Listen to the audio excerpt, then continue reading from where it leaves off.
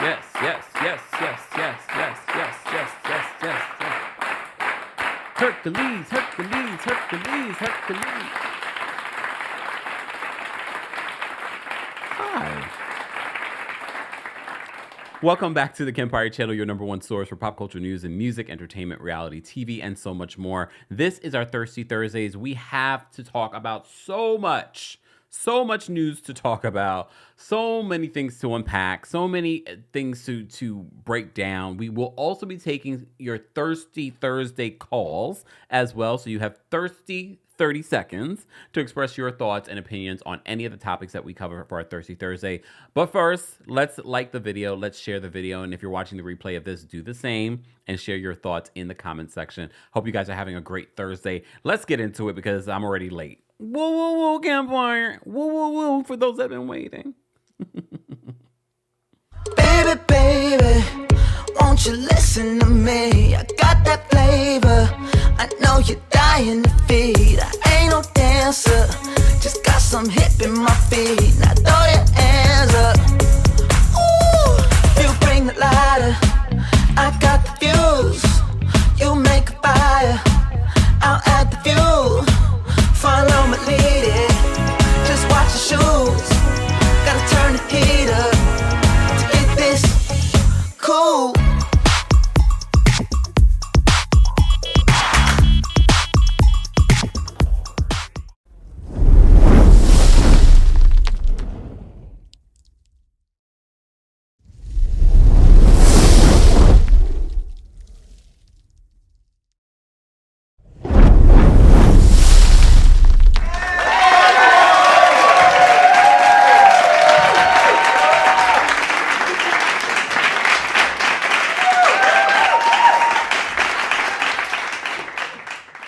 Have you ever been in an accident and you just weren't sure where to turn or what law firm to reach out to? If you're injured in an accident, you can check out Morgan & Morgan, America's largest injury law firm. So when you're seriously hurt, your injury could be worth millions. Morgan & Morgan doesn't settle for lowball offers. Just in the past couple of months, Morgan & Morgan saw verdicts of $12 million in Florida, 34 times the highest insurance offer.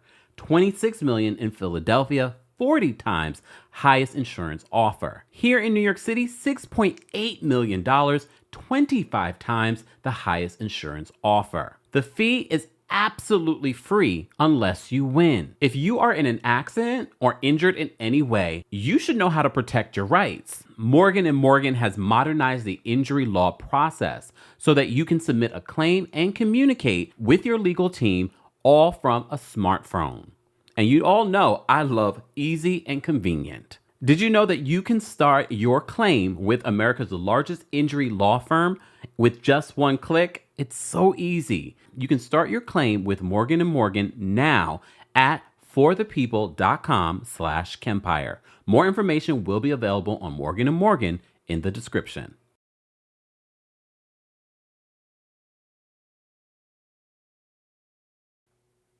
Welcome back to the KEMPIRE channel, your number one source for pop culture news and music, entertainment, reality TV, and so much more. Again, more information on our sponsor and other things will be available in the description. And for those that are listening to the audio version of this, don't forget you can hear us on Apple Podcasts and on Spotify. And while you're there, don't forget to give us a 5-star rating. This is our Thirsty Thursdays, and we have a lot to unpack. But very much like our Tuesday takeover, we like to start off with some good news. So don't forget to let me know, what is your good news today? What can you be thankful for? What good thing happened to you today or this week? Let us know in the live chat or in the comment section. The good thing, I remembered this morning to get up and go to the post office and check my P.O. box. Finally. It's been a while. It's been a few weeks.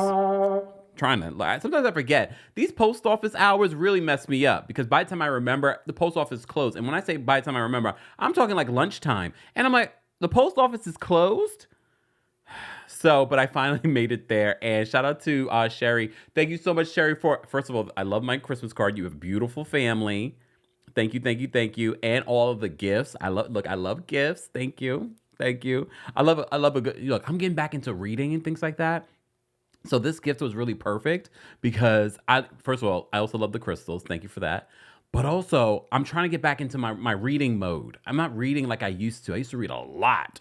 And now I feel like I haven't read, I think since the pandemic. Anyone else? No, during the pandemic, I read a little bit, but not as much. I was so used to when on my commutes reading. And so now I don't really have that. So now I need to get back into that. All right.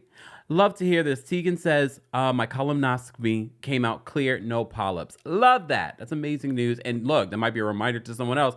Oh, I'm supposed to schedule that. Just saying. So go schedule it. Go take care of your health. All right. What was the other good news? Oh, wait. So again, thank you to Sheree. Sheree, I finally went. I finally went to the post office and I got it. All right. And I loved everything that you put in there, everything, and your beautiful note. So thank you. And thank you to everyone that sent me Christmas cards and all kinds of messages to our P.O. Box. More information on our P.O. Box. If you want to send me a lovely note, a hi, or whatever, you can send it there. More information is available in the description. So thank you to everyone that has sent stuff like letters. And like, I love a Christmas card. So just a heads up, you know, Christmas is right around the corner. So is my birthday. I wouldn't mind a birthday card. I like birthday cards. I don't get a lot of them. I grew up with Jehovah's Witness. Okay.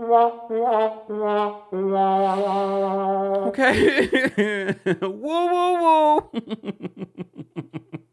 All right. What else was the good news? Any good news?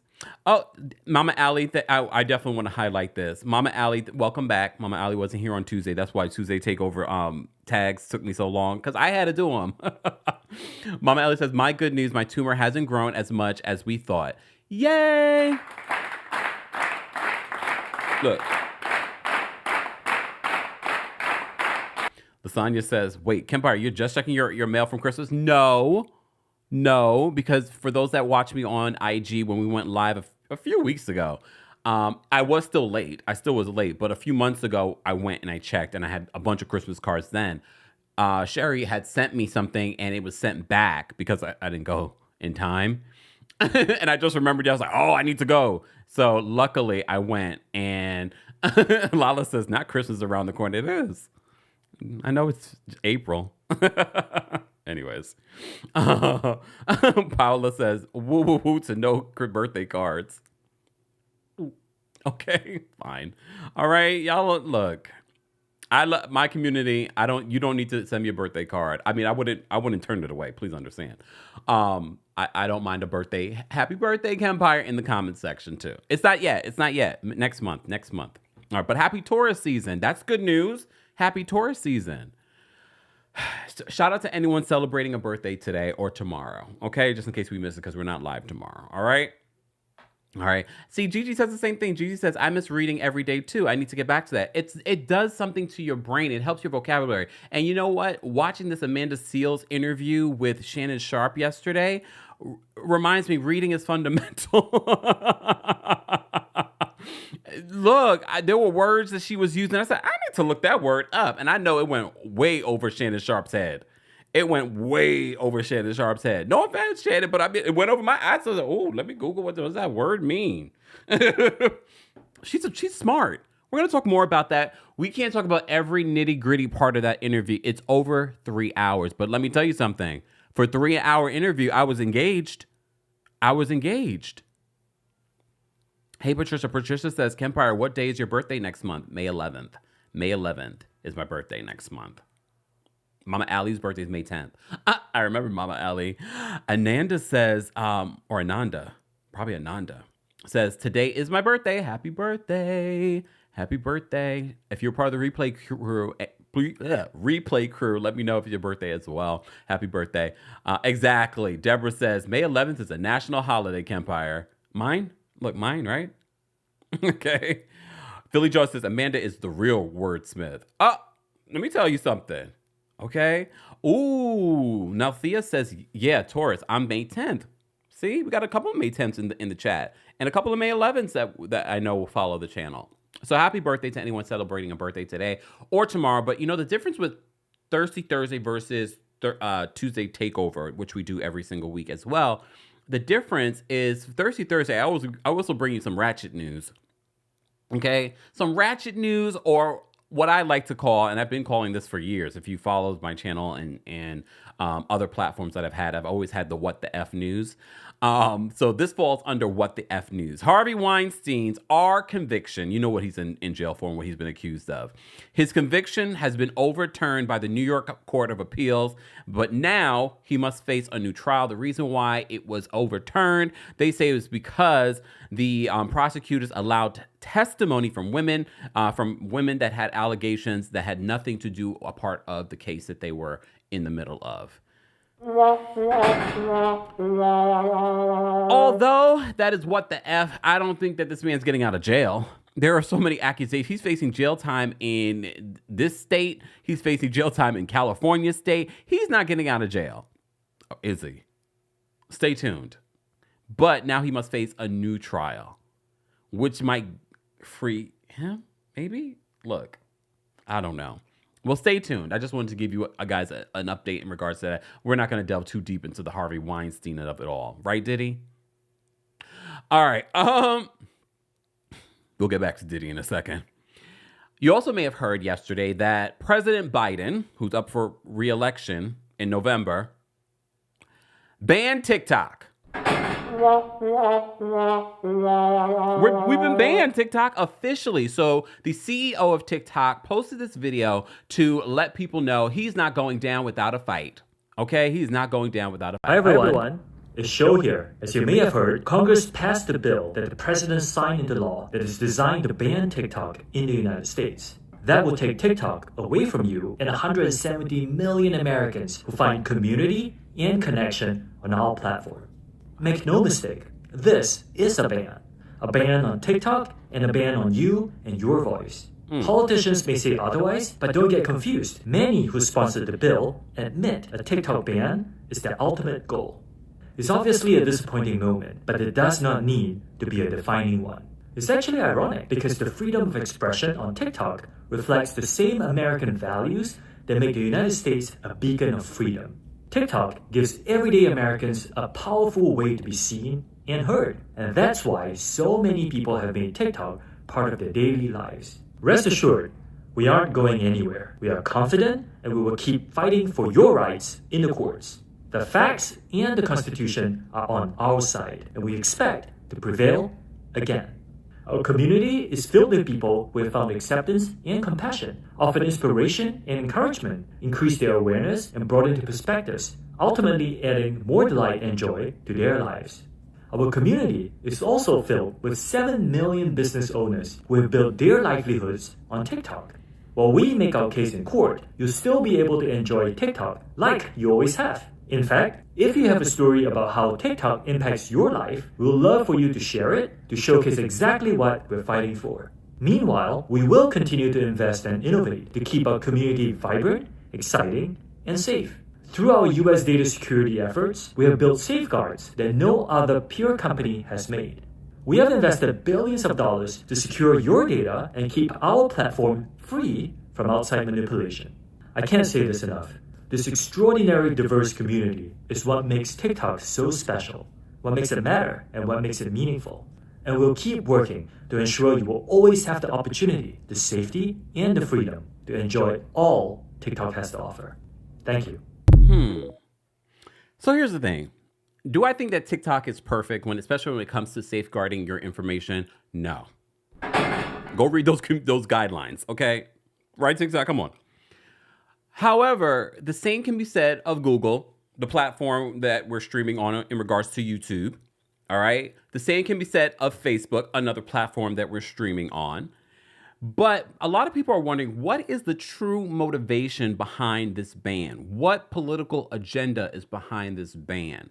What are they trying to have us not focus on in regards to this ban? But there are a lot of positives, as you saw the CEO of TikTok mention in regards to people utilizing TikTok. I told you guys this probably a couple of years ago. It was probably one of our lives that TikTok had beat Google as being the #1 visited website.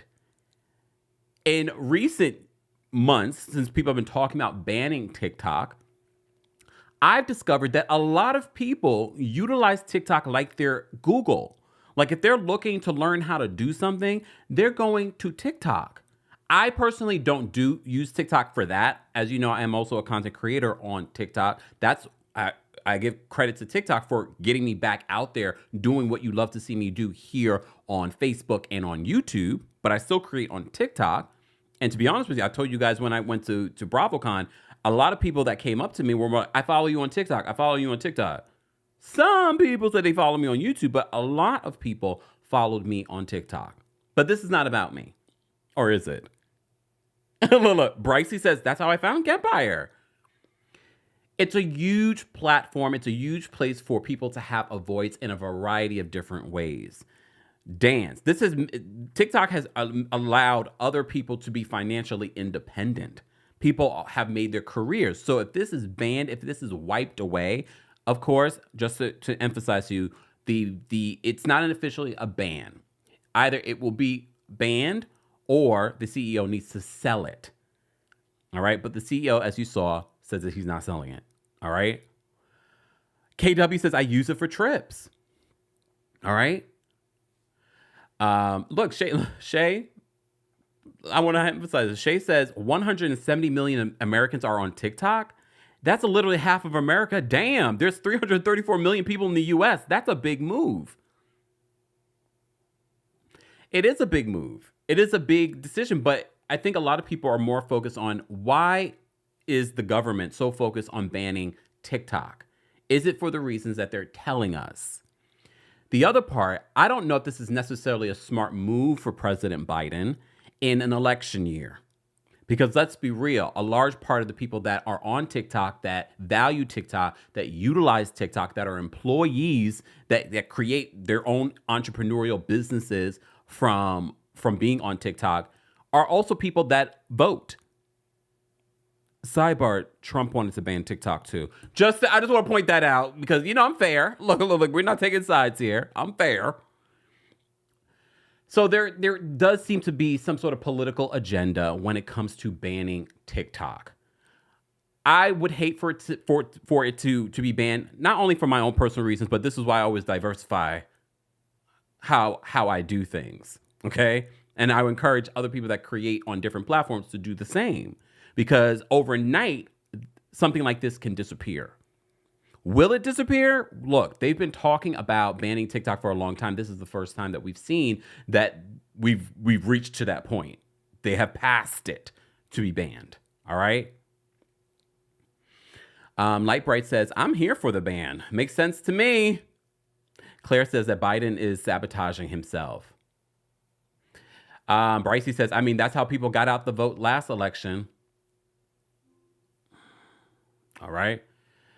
Sai says, at this point, I question if he's throwing this election. Tina, this is what I've used TikTok for in the past.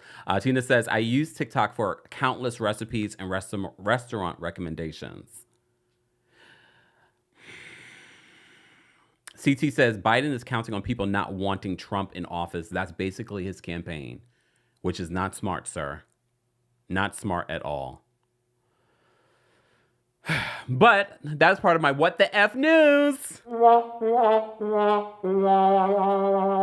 Just, look, we talk about everything in pop culture. We don't just talk about the housewives here if you're new. All right. Anyways, let me say thank you. We got and what else? No, I need to point this out. Where is that? Damn it. I wish I had saved it. Joe Mendoza. You're part of What the F news. Joe Mendoza tweeted Andy Cohen, asking Andy Cohen for me to host the Summer House Martha's Vineyard reunion. Knowing I'm blocked. But the thing is, I can see his tweet, Andy's tweet, because Joe tagged me and retweeted it. Joe, you are so messy, but I'm here for it. It was funny. I laughed to myself. I said, Joe Mendoza gives no Fs, and I appreciate that energy because what? We give no Fs over here. Lies! The lie! Okay, maybe a little bit. Ain't no way. Congratulations. I finally lost 200 pounds and his name was Chris. Oh, damn. I'm so glad I caught that. F you, Chris.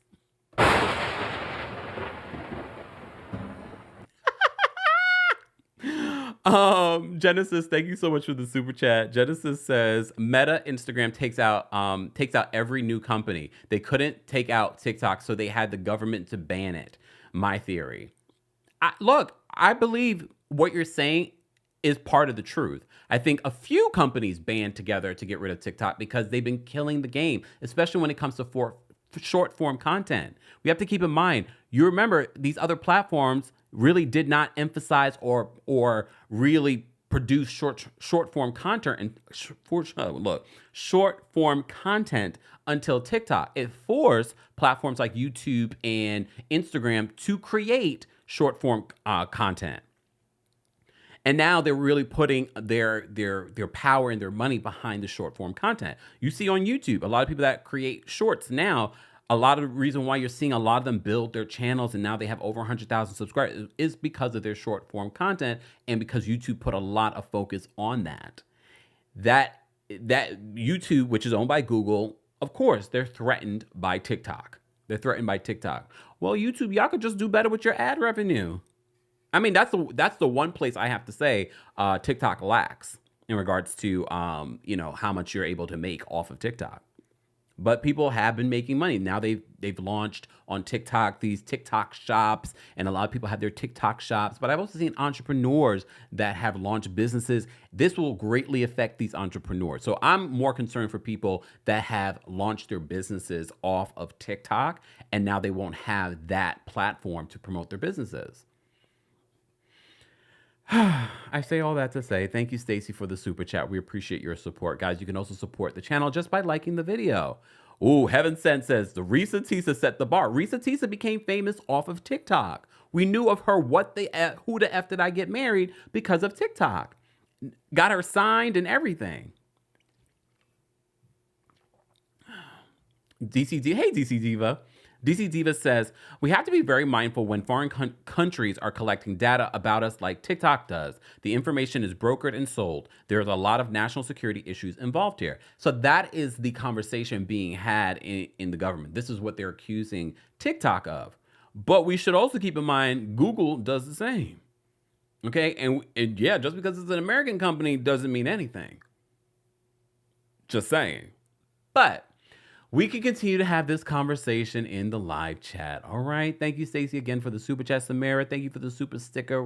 It was nice speaking with you the other day during our Summer House Martha's Vineyard recap. Guys, if you missed that, we had such a good time recapping Summer House Martha's Vineyard. For those that didn't know, we did talk about it on Tuesday Takeover. They are getting their reunion. I believe they have to film it next week. They have to. All right. All right. Anyways, I say all that to say,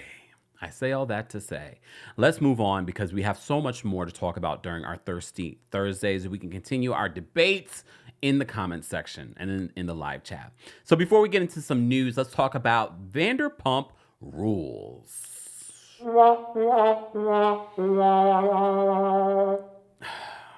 Okay, so this recap it might be a little bit all over the place. I just want to talk about the things that stick out to me in regards to Vanderpump Rules. As you know, we did do separate recaps on Vanderpump Rules, and I said no more. I just couldn't, even though we're basically almost done with the season.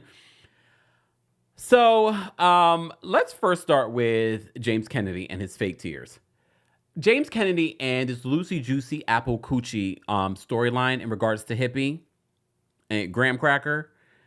It's so performative to me, and him not wanting to leave Graham Cracker Hippie with just any old nobody. He's like, I just lost him, and now I'm reconnected with him. You know what? Lies, the lie. This is why you guys are failed actors and models. Not believable at all. But you know what storyline I do believe? Oh, wait, sidebar. Congratulations to Allie. Did you guys see Allie has a Girls Girl new music video? She has a nice voice. Did I like the song? I saw she was performing at, I don't know where she was performing, but her and James were performing and he was hyping her up. I mean, it was a little awkward, but she has a beautiful voice. But Allie, I mean, music is not for everybody. And just because you have a beautiful voice doesn't mean music is for you.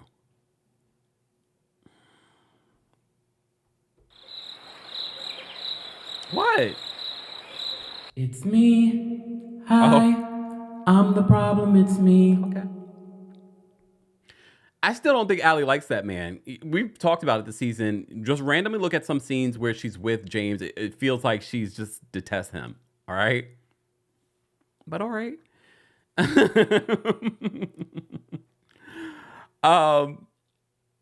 The other storyline I want to talk about that I don't believe this season is with Schwartz and Katie. Do you think that Schwartz and Katie will get back together? Do you want them to get back together? Look, it was a toxic situation. We talked about Schwartz just being emotionally inept, okay? He's going through a midlife crisis. He's got the blonde hair. He's got the tattoo of the puppies. I think she still wants to be with him. I mean, the reason why they got divorced wasn't because of something crazy salacious. It was more so she didn't feel supported, which is very important. And I think that makes it easy for her to slip back into feeling maybe we can do this again. So don't be surprised if next season they start talking about Schwartz and Katie are dating each other again, but dating each other. I don't know if they would go full on get married. All right. Oh, wait, sidebar. Congratulations to Ariana and Katie. Something about her is going to finally open, according to, I think it was the Daily Mail, on May 22nd, 2024. Congratulations. Finally. So congratulations to them. That house is still a mess, but she's moving out. We already talked about that. Ariana's moving into this $1.6 million home that she bought. But now we're in the phase where we're seeing what is Tom Sandoval going to do with this home. He's trying to see if Schwartz will move in with him, but Schwartz tells Ariana that, well, once he refinances, it's going to be like $22,000. And they don't have that money, and that money for Vanderpump Rules is not reliable. It's not a reliable source of income. God forbid we have another panorama, then they're broke. Broke. All right. Jax Taylor, as you know, who is now the star of The Valley, made a lot of appearances this season of Vanderpump Rules, and he's in this episode, and he has a gripe with Katie. All right.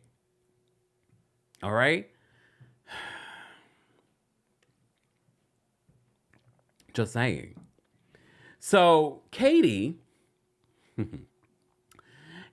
is saying things about, and you probably, if you watched some of the previous episodes, has been saying that Jax is cheating. Word around town is that Jax is cheating on Brittany. And we've all said, like, Jax has been consistent with this, being a cheater. I'm surprised that we're just hearing about it. Maybe because he hasn't been on television, and that's part of the reason why we haven't heard more about that. So Jax has some issues with Katie in this episode talking about this, and he's saying it's affecting his family. If you watch The Valley, it's clear that they have some issues, but I just find it strange that their storyline, at least on this episode of Vanderpump Rules, is that Brittany and Jax want to have a second baby, but she just said last week they haven't had sex in, a month and a half?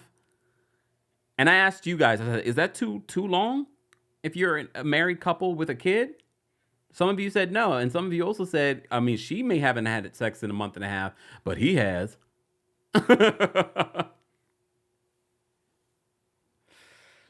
Joe says that I can see Schwartz and Sandoval being forever housemates. They deserve each other.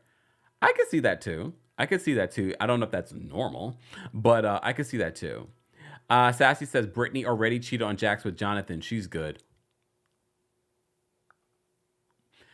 So do you think they have an open relationship at this point? Okay. All right.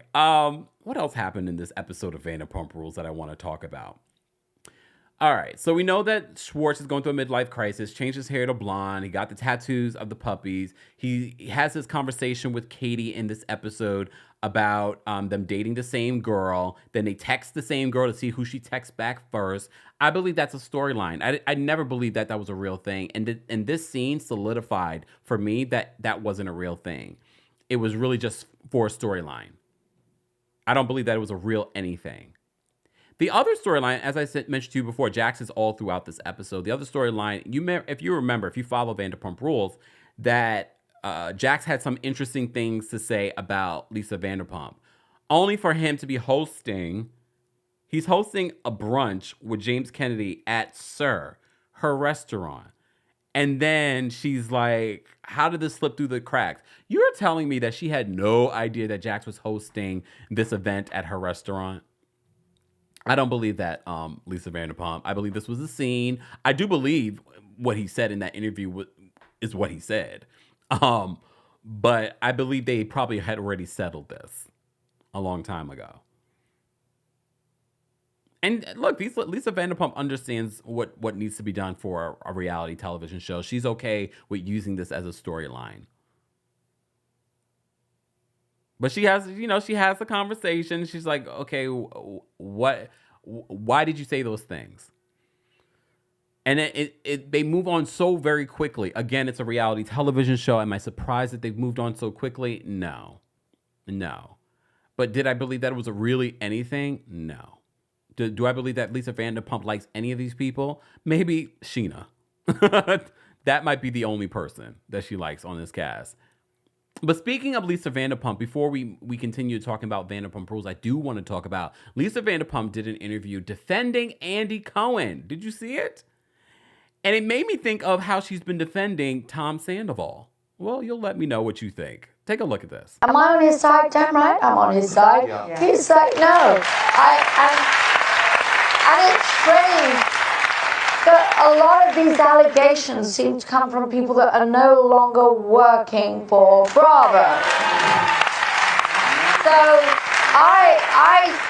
listen, I know we're in this culture of, everybody's kind of like, got this spotlight, Right. Now, as I say, Bravo, we've seen Watch What Happens Live. It's one of those talk shows where you can be slightly inappropriate and slightly naughty.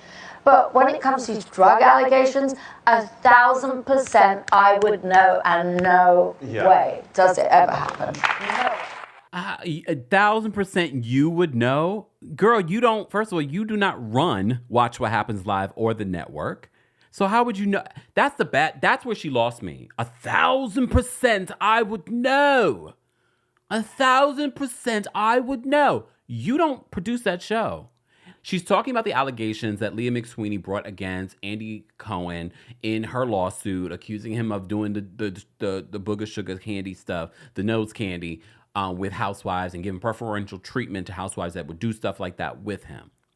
The other problem that I have with what Lisa says in this clip is, if you're going on Watch What Happens Live, that it can be a little naughty and this is that.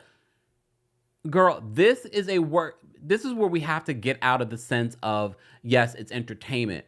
You have to remember these people are still employees. Andy Cohen, despite what NBC Universal and Bravo would like us to think, he's still a superior to the talent. And I don't care if they're housewives. He's still a superior to anyone from Below Deck coming on there. He's still a superior to anyone from one of these other reality shows on the network, including anything that's under the NBCU umbrella.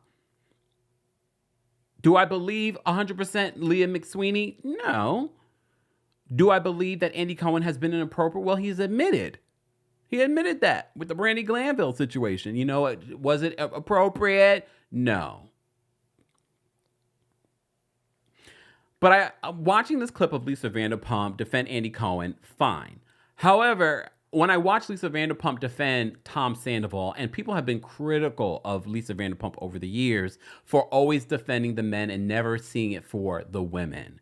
So this moment just kind of reminded me of that. And I was just like, oh, Lisa, it's the same thing. It's the same thing.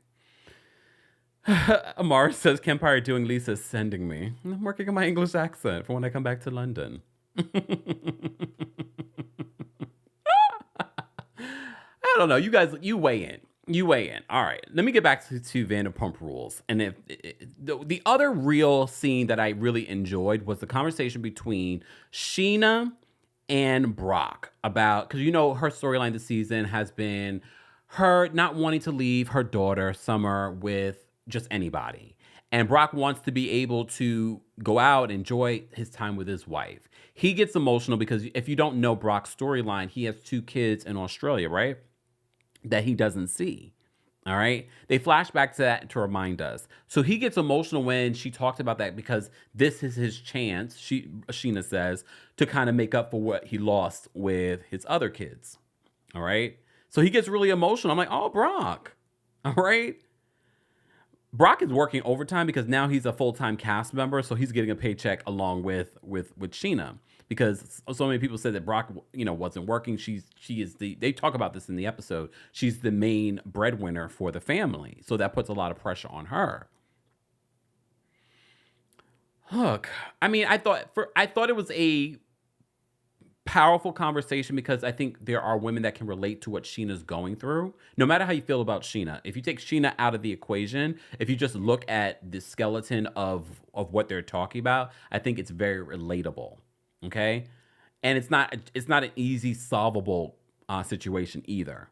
All right, a lot of people, even though they have to work and they have to go out there, they still have mommy guilt.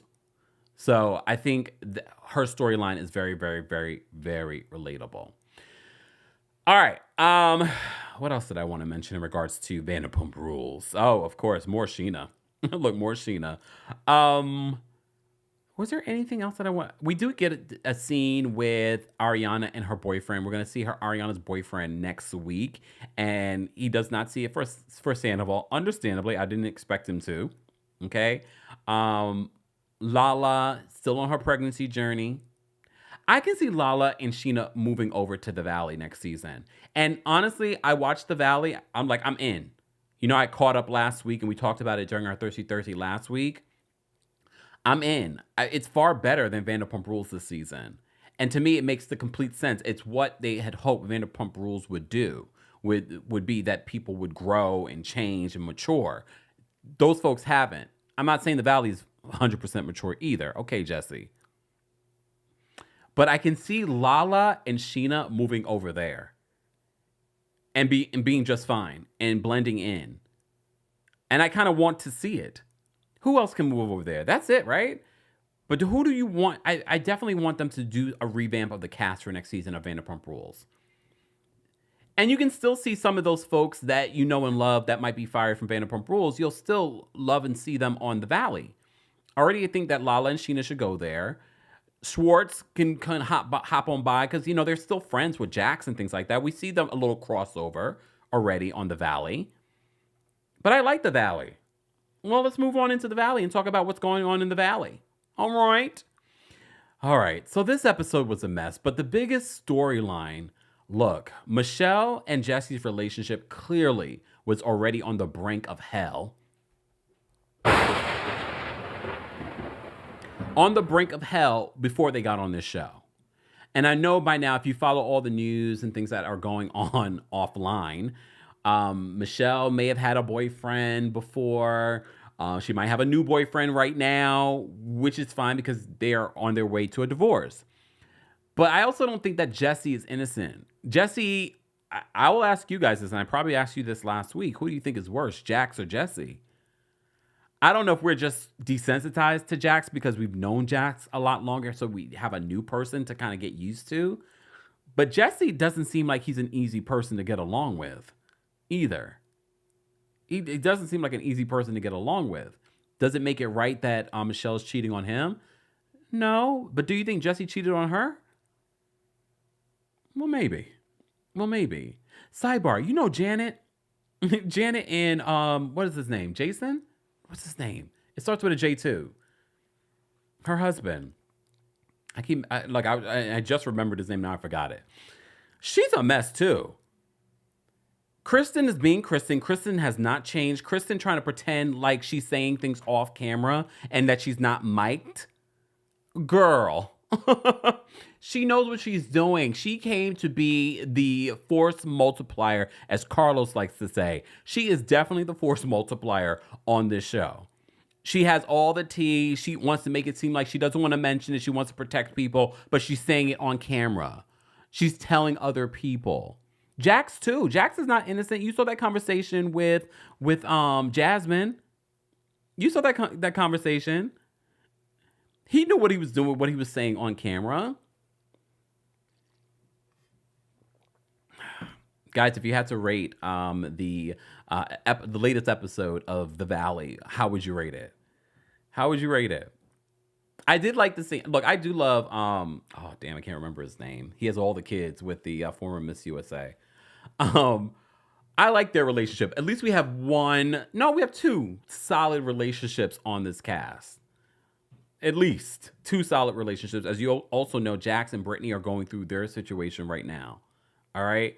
They are going through their own situation. Do you think they will get back together? Because a lot of people have speculated that Jax and Brittany's issues came in convenient timing to promote this show. But I believe that there are real issues because Jax hasn't changed. Jax is still a mess. He's still a mess. But when they were fighting, when Jesse and Luke and Kristen were fighting backstage, off camera, outside of the room. That poor guy, what was his name? Is his name Jake? I can't remember his name. I can't remember all these names. These are all new people. Bear with me. The gay guy. When Jesse tried to go for Kristen, which made me kind of look at him with the side eye. He has some anger issues. It makes me wonder what Michelle has been dealing with off camera in regards to this Jesse situation. Because the way that he's so aggressive with women and how he was aggressive with Kristen. But Michelle, she's back there trying to defend her husband. At one point, if you see the conversation, they're trying to ice out Kristen from her show. If it wasn't for Kristen, y'all wouldn't have a show. Oh. Lies! The lie! Look. Amara says, I think it's fake. I don't know if I don't know. It doesn't give fake to me, but who knows? Who knows with reality television anymore? Natalie, thank you so much for the super chat. Natalie says, happy Taurus season. Today is Ryan Bailey's birthday. And remember, KEMPIRE's birthday is May 11th. Happy birthday, Ryan. Did I know Ryan was a Taurus? I didn't know that. Happy birthday, Ryan. Thank you, Natalie, for the super chat. We appreciate the support. Pretty Black Girl, thank you so much for the super chat. Pretty Black Girl says, am I weird for having a crush on KEMPIRE's dimples? Happy Friday Eve, everyone. Thank you so much, Pretty Black Girl. We appreciate your support as well. All right, guys, if you haven't already, be sure to like the video. It's an easy and free way of supporting the channel. We are talking about our Thirsty Thursday topics, and right now we're talking about Vanderpump Rules and The Valley. Was there anything else that I want to say about The Valley?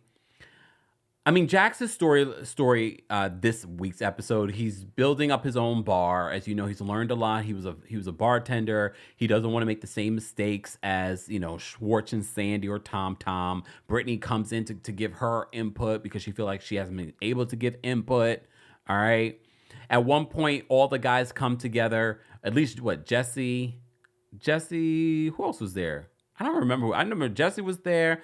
We were at what's his name's house, the Miss USA and her husband's house, and all their little cutie patootie babies, and they were trying and Janet's husband, and they were trying to take apart the crib and put together another crib. That was a cute, funny scene because none of them are handy. Lakia, happy birthday! We're birthday twins. Lakia says my birthday is May 11th too. We're birthday twins. I like The Valley. I like where The Valley is going because it really does give the mature version of Vanderpump Rules. And word on the street was that they wanted to do a version of The Valley a few years ago. But now with the whole Scandal situation, it sort of opened the door up for them to do it. And now I think it's far better. At least this season is far better than what we're getting on Vanderpump Rules. When are we going to get the season finale of Vanderpump Rules? I'm ready. I'm ready. Sassy says, exactly. Jack's opening his own restaurant without the help of VPR. He's upset and stressed. Yeah, but now he has The Valley to help promote this. He is also promoting a bald spot or hair thing. Everybody has something that they're promoting on this show. All right, but the cast are like, does he really have a bald spot? Jesse was like, it might be just a cowlick. If he just turns it over, he might be fine. He's trying to do anything. Look, again, these are folks that were failed actors and models. As you know, if you watch Vanderpump Rules, Jax was a model for a very long time. That's how he met Jesse. And when I say model, I use that term loosely. I use that term loosely. But look, now you remember he hasn't been on reality television for a couple of years. Now he's seeing money that he never saw before. We have to remember the folks that weren't a part of the show still felt the ripple effects of Scandival last year, and they all made a pretty coin. Even Jax and Brittany, they got their own little watch show. They did all kinds of podcast interviews. I'm sure they probably even sold some merch. And now they have this opportunity. He's on Vanderpump Rules. He got a separate check for that, I'm sure. And now he's on The Valley. All right. Oh, Winter, thank you so much for this, because I didn't get a chance today to watch the after show. I was too busy watching the 3-hour interview with Amanda Seales and Shannon Sharp. It was good though, but I was just like, it kept me busy. Okay. Winter says tea was spilled on the Vanderpump Rules after show that Janet's husband hooked up with Sheena before. Here's the thing though. All of them have a past. I know all of them know each other.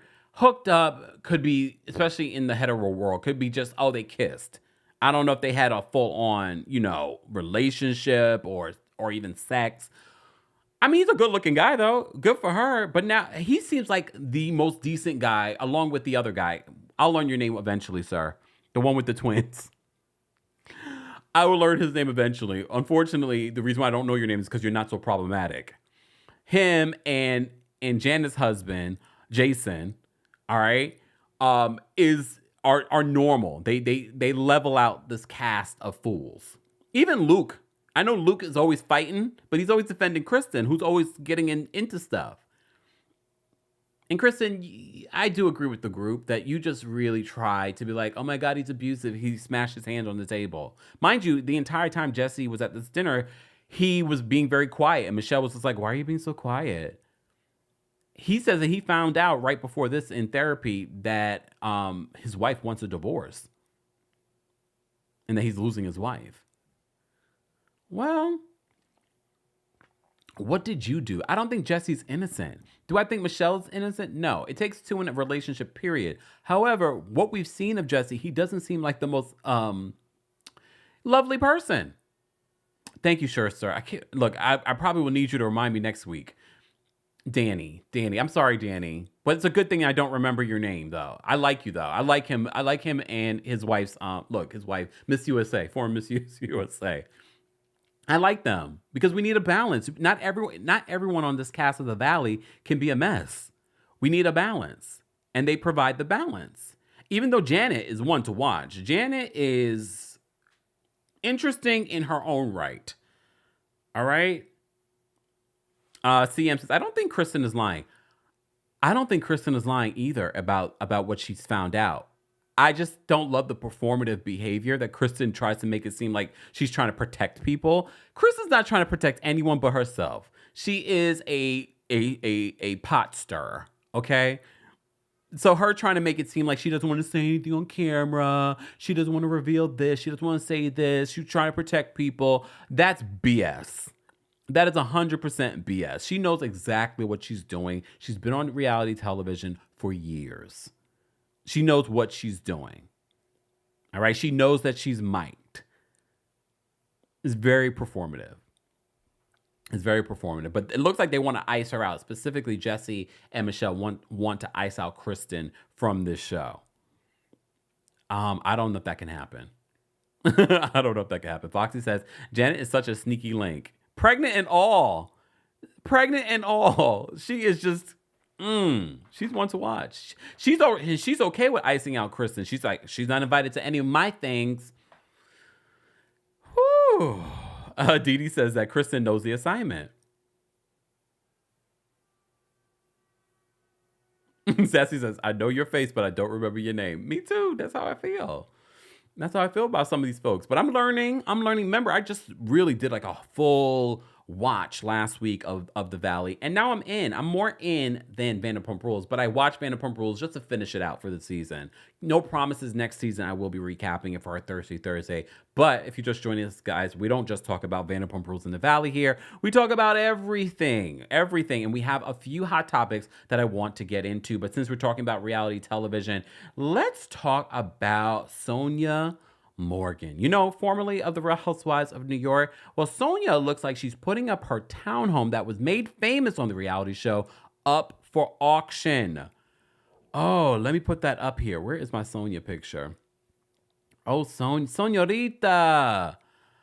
Oh, I mean, let's see if she's even able to sell it. I don't know if she will be able to sell it, but I want her to, because I think because Sonja doesn't have any sort of prospects in regards to reality television. She's not coming back on RHONY. I don't think Crappy Lake is coming back. There's no Ultimate Girls Trip. It doesn't look like Bravo wants to move forward with Ultimate Girls Trip. It's been nothing but problems, and they're not filming at all this year. A word on the street. All right. I think if she sells this, remember she renovated it. We saw her renovate it. It does look good. But if she sells it, that would be a nice little payday for her, and it could take care of her for not the rest of her life, because we know Sonja is not great with her money management, allegedly. Okay. Well, this is what the Post is writing. They said the Real Housewives of New York City alum Sonja Morgan has opted to auction off her stunning Upper East Side townhouse next month. Gimme Shelter has learned. The 5-story home at one... Okay, I'm going to leave that out. Even though we know where it is, but it's public right now. Was sold online on May 29th by Concierge Auctions in cooperation with longtime luxury broker Adam Malden of the Malden Group. The sale opens on May 15th with no minimum. Wait, so I can go bid $1? Are we going to bid? Are we going to buy this? Are we going to buy this together, y'all? Are we going to buy this together? I should watch. You never know. Imagine I get this house. What would we do? No, I don't know if I would want to get this house, to be honest with you, because then all of you guys know where it is. I don't need people showing up at my front door trying to take pictures. Like, oh my God, this is the townhome. No. And I've seen the things that she's done in there. I would need a big stick of sage. Ramona's been in that house. Ramona probably slept in that house. Oh, hell no.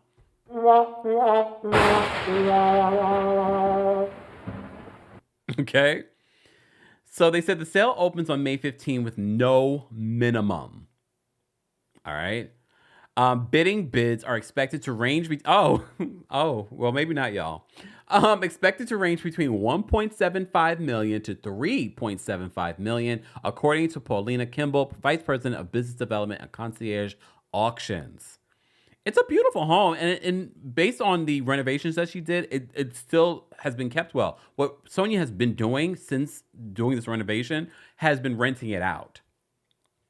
They said the dwelling, which famously comes with a secret elevator that was often part of Bravo's hit RHONY series, has been on and off the market since 2013, when it first asked for $9.95 million. Whoa. Oh, so this is like a big loss. Up until last week, it was listed for $7.5 million. So I think Sonja is just like, I got to get rid of this house. It's costing me more to keep this house than anything. Oh, it makes me sad for her, though. That's a big loss. Morgan said in a statement, this townhouse has been our cherished home for decades. In addition to raising my daughter here, we entertain heads of state, royalty, luminaries, and Fortune 500 CEOs. Sonja Rita. Many memories were made over the years, including hosting my daughter's friends from boarding school and university, and so many noteworthy moments were filmed by NBC for Bravo and Peacock TV. Now, as an empty nester, I'm ready to share this turnkey, easy to manage jewel over to someone new to enjoy as we did. Morgan, as you know, who was married to banking heir John Adams Morgan from 1998 to 2006, starred in the hit Bravo reality series from 2010 to 2021. She's now touring with her comedy show. Speaking of touring, guys, don't forget I'm on tour too. KEMPIRE After Dark, an all-new New York City show is coming to New York on Pride Month, June 21st. Boston, you're up first, though. May 30th, we'll be coming to the City Winery there. Have you gotten your tickets yet? And Nashville, we're coming to the City Winery there. And then the next day, we will be at the City Winery in Atlanta. Go get your tickets if you haven't gotten your tickets already. And Seattle will be coming there in August. More information on the KEMPIRE After Dark live tour is available in the description. Go get your tickets today. All right. Baba Alice says, if we all donate $10, maybe we can pull it off. Here we go. How many people are here? 1,300? Not quite. I mean, maybe. I don't know. The girl, this is hilarious. The girls club says dignitaries, aka the countess.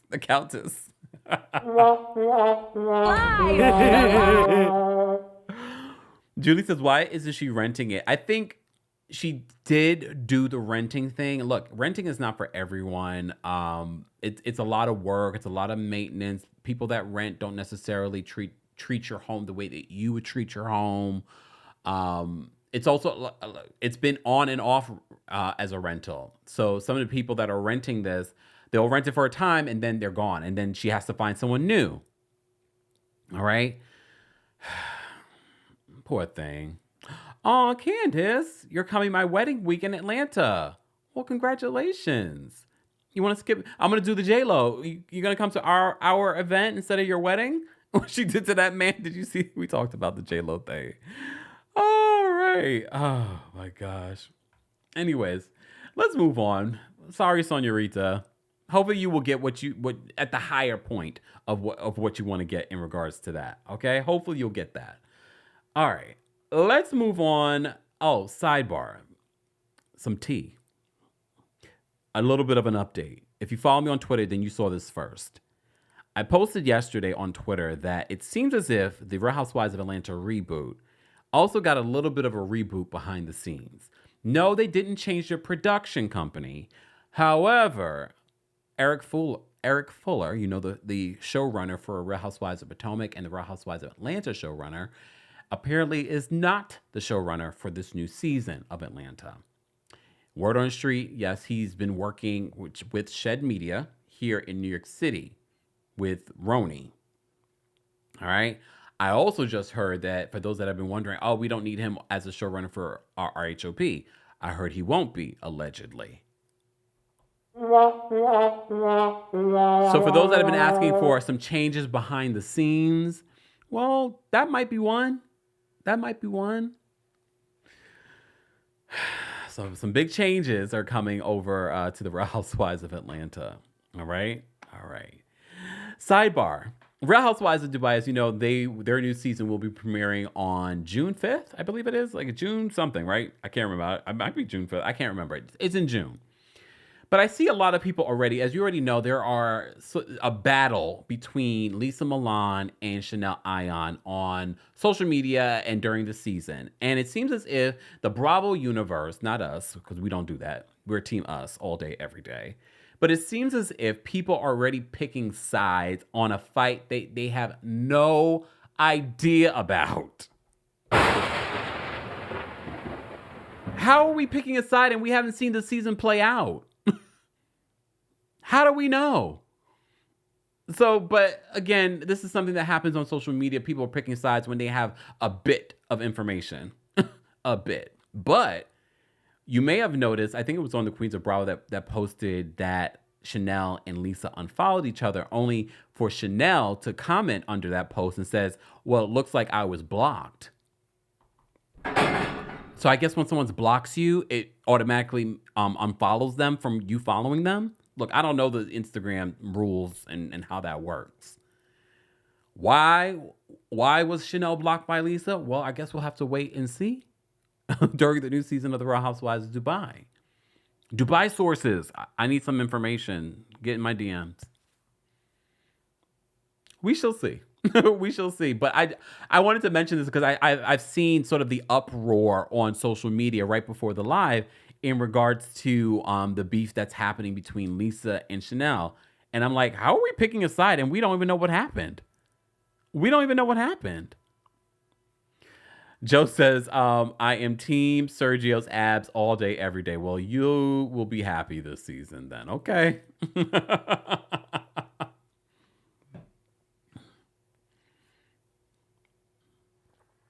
Samara says, I'm Somali, but I'm team Lisa. Really? Come on. My boyfriend is Jamaican and they're my new people. Damn. At least you're honest. At least you're honest. Okay. All right. Let's move on. What else did I want to? Okay. Since we're talking about Bravo, we can continue on that road. All right. I want to talk about Real Housewives of Atlanta. Back to Real Housewives of Atlanta. So, we did a separate story talking about Sheree Whitfield, alluding possibly that maybe she will be returning this season. And she says, what did she say? She gets her way on social media. That's what she said. And remember, when she returned after being fired multiple times, she said something similar with a picture of her at Watch What Happens Live. So a lot of people are speculating, is this her way of saying that she's coming back? Maybe. All right. So the situation that I forgot to talk about, because if you've been following Sheree has a connection to Simon Guobadia. All right. So Simon Guobadia recently posted on his social media, because now I'm like, well, maybe Sheree should come back. And is this going to be an issue between Sheree and Porsha? Because Porsha's coming back this season. Porsha's also divorcing Simon Guobadia. So I forgot that there is a connection. Sheree is good friends with one of Akon's wives, or the wife. I'm not sure. All right. Look, all right, I'm not sure. So Porsha and Sheree, I feel like, might have an issue this season. For those that are wanting Porsha and Kenya to have an issue, I think everyone's over that. I don't think we're going to see that. And I'm wondering if what secured Sheree coming back is the fact that she's connected to Simon in a way. Okay? So Simon also posted about hanging out with Sheree, and her friend also posted this out as well. So they all are traveling. They've gone to Uganda, and they're tagging Sheree and Simon in these photos. And Simon posted some photos with Sheree as well. So they're good friends. So that will be interesting if Sheree does come back on this new season of The Real Housewives of Atlanta, how that's going to work. How is that going to work? And you already know Sheree's going to choose the wrong team, right? We don't choose teams here, but I'm just saying, she's going to pick a team, and she's probably going to pick the wrong one, like she always does. But what is the wrong team? Some might say the wrong team would be Porsha. Some might say, no, the wrong team is Simon Guobadia. But it makes me wonder, though, how long has Sheree known Simon? Because Simon, rolls with Akon, the wife, and stuff like that. All right? They're good. Look, they're good friends. Let me pull this photo over so you guys can see. These people are good friends. Her and Simon. Good old friends. Okay? They all hang out. They're good friends. Neek says that Sheree is a true OG now, and that brings a nice balance going into season 16. Think we'll see Cynthia too. I mean, Cynthia has a good relationship with the network. I wouldn't be surprised to kind of give us that old feeling back, but they have yet to make any sort of announcement in regards to the new cast. No new announcement.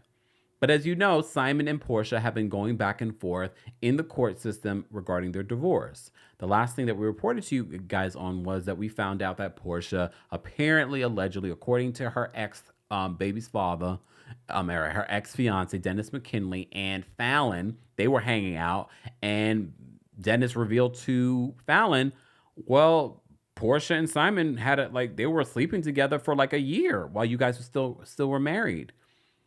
And if you watch that clip, Fallon alluded that they were happily married at the time. Was that before or after you slept with the pool boy, Fallon? Just asking. Just asking. Joe says, has Cynthia moved back to Atlanta? Cynthia still has the lake house, so she's back and forth. Cynthia is still in Atlanta Beach. She has her lake house there. All right? If you were looking for beef between Porsha and Kenya, that's not going to happen. When Kenya announced that she was coming back, Porsha was in the comment section talking about, twirl, yes. So I don't think we're going to see that this season. But I do think the situation with Porsha falling apart the way that it did, I don't believe that Bravo knew that was going to happen. I don't believe that Truly knew that was going to happen. I think that they were trusting the fact that she seemed happy. She's a married woman. We can bring her back.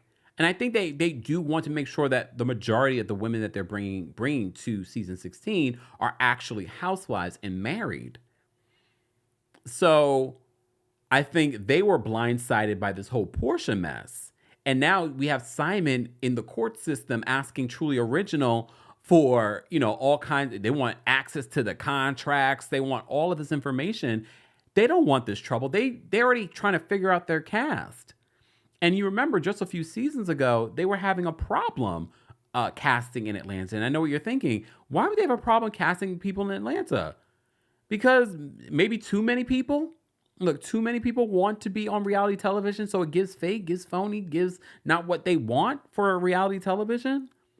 And they have a particular way that they, and a particular person that they want. They don't want Love and Hip Hop. They don't want Love and Hip Hop. They want a particular something, whatever that might be in regards to Bravo's criteria for Real Housewives. Okay? And that does not include Kim Zolciak. Kim's situation is still a mess. Still a mess. So I wanted to give you an update on that situation. Speaking of Real Housewives of Salt Lake City. I have to call BS on Real Housewives of Salt Lake City because it seems as if this season, they knew they had to bring it this season. Remember, after a week of just filming, they were already talking to the press, talking about, oh my God, this is going to be the best season ever. And we were like, y'all just started filming. So you also saw on Tuesday Takeover, we talked about Mary Cosby being accused of calling Little Henry, Lisa Barlow's youngest son, referring to him with the R word. We've heard since then the two have been able to make amends and they're in a better place. Okay. They also went on a cash trip and they were sighted in the airport. All right. This is Heather Gay and Whitney. They were sighted in the airport by this young lady. And the young lady, Bianca, she says, in regards to some tea, she says someone on the flight was at the resort where they filmed the big fight and said it was so scripted that they kept cutting the scene and then they would all be friendly. And then once filming, they would start screaming again. Oh, gosh. This is about to be a terrible season, isn't it? This is about to be a terrible season. This account had quite a few different photos of the ladies in the airplane at the airport and was dropping that tea. But for me, this tea in regards to them presenting fakery while filming, I'm not surprised. I thought this was funny in regards to Mary Cosby. They had video footage of Mary Cosby on the plane by herself. If you look real close, zoom in to the woman in the mask, the black woman in the mask. Right next to her is a man. Everyone else is sitting with someone from the cast except Mary. Are we surprised? No. Well, word on the street, they've been trying to ice out Mary this season.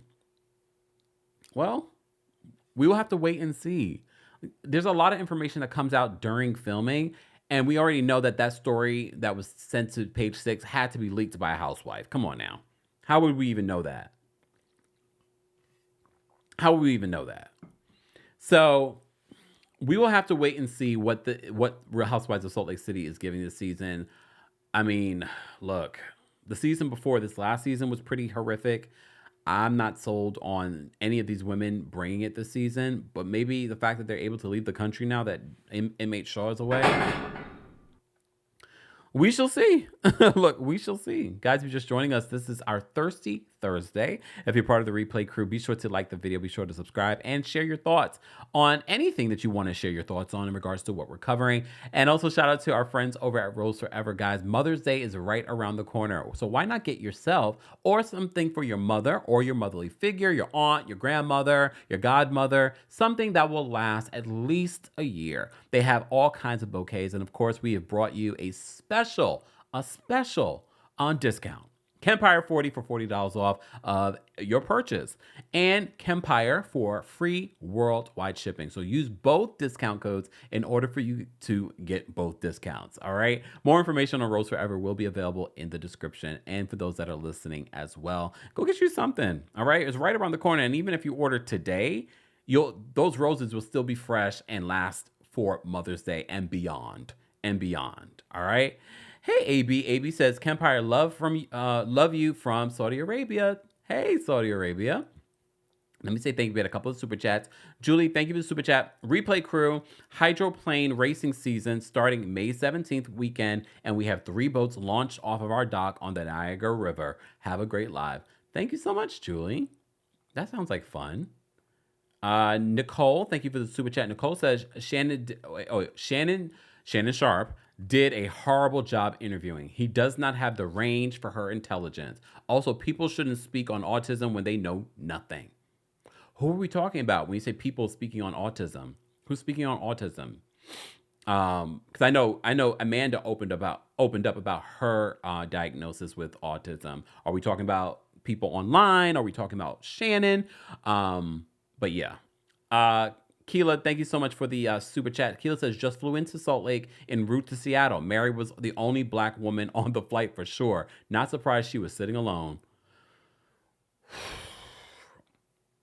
Look. Anyways. All right, guys. Let's move on because there's still so much to unpack. So I want to move away from the housewives and give you an update on Diddy. Oh, Diddy, you're a mess. Diddy's a mess. And then we'll get into the Shannon Sharp of it all. All right, we got a couple of stories to talk about. So, Diddy and his alleged mule, someone that would transport illegal things, allegedly. This is what this person in this lawsuit has been accused of. Well, apparently, he's been officially charged. Okay? So our friends over at Complex write this about this particular story. They said, a man previously accused of being Diddy's mule has now been formally charged with felony drug possession. So on Wednesday, TMZ reported that former Syracuse University basketball player Brendan Paul, who's 25, has been charged with 1 count of felony drug possession in connection with his arrest in Miami in March. You remember this was the same day that Diddy's homes in Miami and in LA were raided by Homeland Security. All right. The report also touches on speculation regarding how this could affect federal investigations against Diddy. When reached for comment by Complex, Paul's lawyer confirmed his client's not guilty plea. We entered Brendan's plea of not guilty in court today. Brian Bieber, no relation to Justin Bieber, I don't think, attorney for Paul, said in an email, we will be dealing with this case in the courtroom, not the court of public opinion. So as you know, the mule allegations stem from a lawsuit filed by Rodney Lil Rod Jones Jr. In the suit, Paul's work for Diddy is alleged to have included acquisition and distribution of substances and pows for Diddy, allegedly. All right. Diddy, who has been the subject of several lawsuits in recent months, has denied the allegations against him. In a previous released statement, his attorney, Sean Holley, called Rod a liar and argued that his motivations in the case are financial. Little Rod is nothing more than a liar who filed a $30 million lawsuit shamelessly looking for an undeserved payday, Holley said. His reckless name-dropping about events that are pure fiction and simply did not happen is nothing more than a transparent attempt to garner headlines. Remember, his attorney is Tyrone Blackburn. who's also facing disciplinary action here in New York. Okay. We have overwhelming, indisputable proof that his claims are complete lies. Our attempts to share this proof with Mr. Jones's attorney, Tyrone Blackburn, have been ignored as Mr. Blackburn refuses to return our calls. We will address this outlandish allegations in court and take all appropriate action against those who make them. So Complex says that they reached out to a rep for Diddy to comment on the latest developments. The post-lawsuit's criticism of Diddy has been public and frequent as of late, as you know, including a tweaked intro lyric to Renee Rapp and Kesha's recent Coachella performance of the song TikTok. You remember she mentions Diddy in it? So last December, Diddy himself shared a statement on social media and saying that he will fight for my name, my family, and for the truth. 1 month earlier, as you may recall, Diddy was accused of abuse in a swiftly settled lawsuit from Cassie. The settlement, a Diddy rep later noted, was not the equivalent to an admission of wrongdoing. So there's been a lot. There's been a lot that's come out about Diddy, all right? But one of the other stories and speculation has to be about what other things has Diddy done? What have been Diddy's dirty deeds? Sorry, tongue twister. All right. So the other dirty deed that was alleged was Albie Shore, who says, in regards to his coma and what happened there, he alluded that Diddy might have something to do with it by referencing Homeland Security. This was right after the home raids. And you also may recall Albie Shore went on social media talking to his son about come home or something like that. He downplayed that later in an interview with TMZ, saying that he always says that he is in communication with his son Quincy. But people have speculated online, where is Quincy? Where are the twins? Well, we did see the twins maybe like the next day with Diddy. They had an outing together. But people have been like, where is Quincy? People have said, is Quincy okay? There's been a lot of conversation about where is Quincy.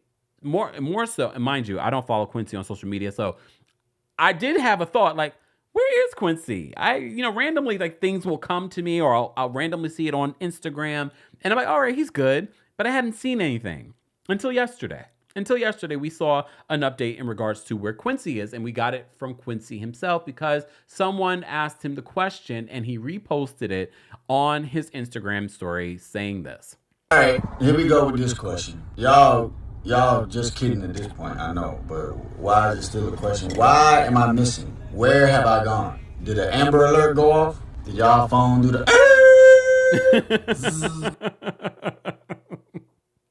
I'm sorry, can I play that one more time? All right, here we go with this question. Y'all just kidding at this point, I know, but why is it still a question? Why am I missing? Where have I gone? Did the Amber Alert go off? Did y'all phone do the... I can't. Semhar says, did you hear Gucci Mane's new song, No Diddy? I didn't hear it, but I did see the report where he's talking about Young Miami and Diddy in his song. Look, everybody is weighing in on the Diddy of it all. I'm just happy that Quincy is okay. And Quincy has his father's entire face. The Girls Club says he is sick of y'all. I mean, I can't blame him. Look, unfortunately, the children are affected by this. The twins, he has a little love, that one. So he has young kids that are seeing this stuff, and I don't know if they're in school. I don't know if they go to like official school, if they go to school with other celebrities. I don't know. All right. Temmie says that Quincy is grown and looking after his baby sisters. Look. Anyways, we also have to note that Christian Combs, a.k.a. King Combs, was also named in a recent lawsuit where he's accused of some terrible behavior to a stew on a yacht that Diddy allegedly, chartered. All right. And Diddy's also a co-defendant in that lawsuit as well. Things aren't looking great for Diddy. And this is far from over in regards to us reporting on the Diddy of it all. So stay tuned. Stay tuned. Aqua Girl says he's no fool and doesn't want to be associated with this. understandably. All right. Right? Natasha says that Quincy is Al's twin face and personality. Really? I mean, really. Genetics. Genetics is a crazy thing. All right. I want to move on. Speaking of Diddy, because this other story just came out in regards to NeYo. Okay. So NeYo's baby's mother is slamming him. What? Oh, that's a wrong word. Because she's accusing him of body slamming her. All right. So it was just recently that TMZ caught up with NeYo on the streets with two women. All right. Two women. All right. This is what TMZ wrote at the time. This was just a few days ago. All right. This was on April 18th. They wrote this. It says NeYo wants the government to stay out of his love life, saying he thinks polygamy should be allowed to marry multiple people while holding hands with two different partners. He says, they write, we caught up with the singer-songwriter at the Grove in Los Angeles. Who goes to the Grove anymore? I mean, I was there when I was in LA. Because look. And he made his feelings pretty clear. Consenting adults should do whatever the hell they want. Their love lives without government interference. All right? NeYo says that he's not going to Washington, D.C. to fight for a law change because it's not currently affecting his personal life, and he's not sure he wants to marry multiple women. We also asked NeYo why he doesn't write songs about dating multiple women, and he says because he draws on his own life experiences, and this is his first relationship with two women. And we even asked NeYo's girlfriends if they're interested in walking down the aisle together to marry the star, and their reaction was sort of like, I have to say whatever he wants me to say. They don't say that, but that's the way it gave. That was the feeling. So they said NeYo enjoying a polygamous relationship ain't new. Remember, TMZ told you NeYo was spotted down in Miami holding hands with two women last summer after his divorce from ex-wife Crystal Renee, who's on, is it Bold and Bougie? I don't remember. Has that been canceled? So as you know, the two split apart because of NeYo's infidelity, and it seems a relationship with two women may suit him better than a relationship with just one. Well, NeYo's back in the headlines since last night because one of his baby's mothers, okay, Sade Bagnaris, I apologize for mispronouncing your last name, basically put him on blast on social media while he was there. Let me play this clip for you. Tell him about the freak off, Diddy Jr. Diddy Jr., tell him about the freak off. He calling the police, y'all. He calling, no, I don't give a, listen. No, you know what you did. Your body slammed on the floor. Come on, police. Tell him the real you. Tell him. Pause. She accuses him of body slamming her on the floor. Real you. Tell him the real you. Tell him the real you. And why we're here today. Tell him why we're here today. Shut up, boy. Refuse to remove me. Why? Because the commotion. How did the commotion start? What did we talk about? What did I ask of you? All of that is irrelevant. Okay, so you calling the police like a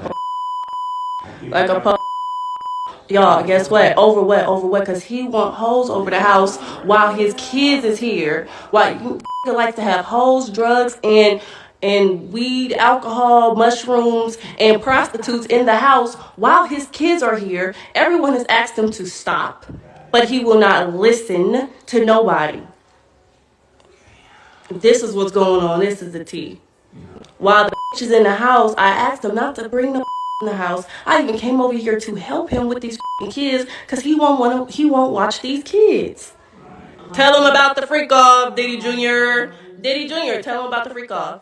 Tell them about the freak off.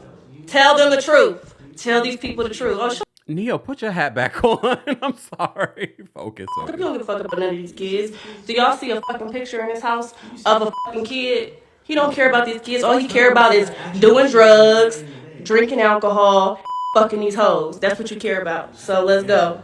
I'm a Diddy bop the fuck up out of here. You and your freak off. You can get back to your freak off in a minute. You'll be next. You'll be next. Your stories will be coming out next. He gonna say, my daughter crying. You gotta go. But the hoe gonna stay, huh? Pause. That bed is huge. Sorry. The hoe gonna stay? The hoe gonna stay? Excuse me. The hoe gonna stay? The hoe gonna stay? Excuse The me. hoe gonna stay?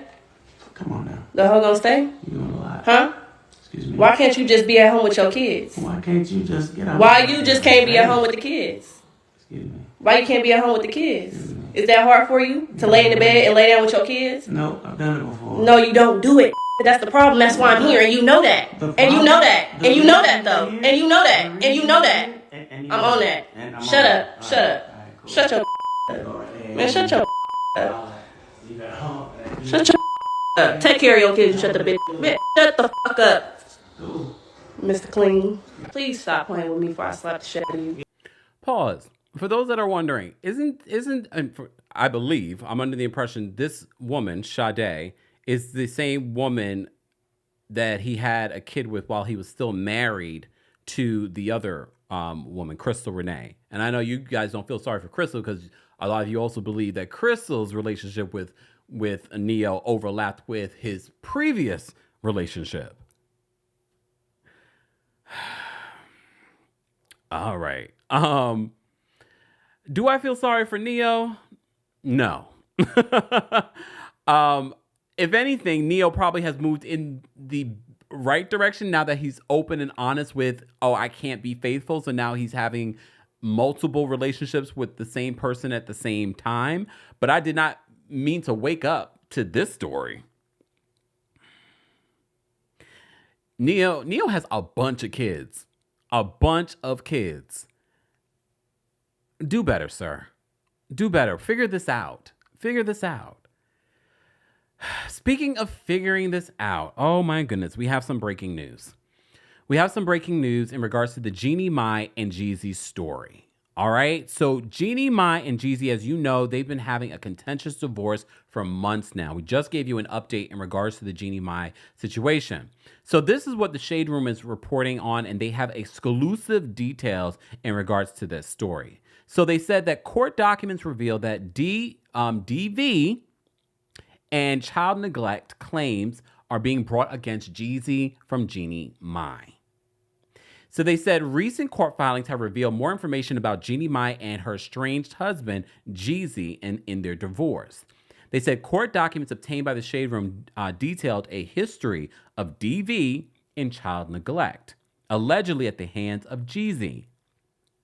The documents describe between 3 to 4 incidents of physical abuse against Jeannie. One incident allegedly occurred at the Ritz-Carlton Hotel in San Francisco, California on April 14th, 2022.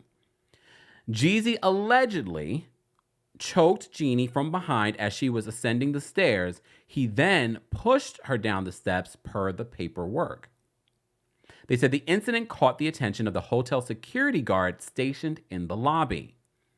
Security allegedly intervened and provided Jeannie protection after she repeatedly stated that she felt unsafe. Another incident allegedly occurred 3 weeks after Jeannie gave birth to their daughter Monaco in January of 20. This has to be incorrect because if Shade Room, you put 2002, but I believe it's 2022 you meant.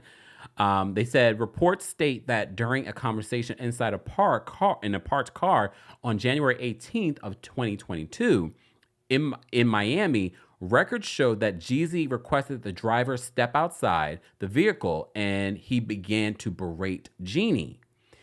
They said that at the time he hurled insults such as "you're a whore" and said, "I can't wait to divorce you when we get back."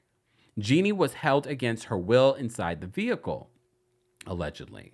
While trying to escape, Jeezy allegedly struck her with a closed fist across her cheekbone and eye. The attack reportedly caused her a subconjunctival hemorrhage.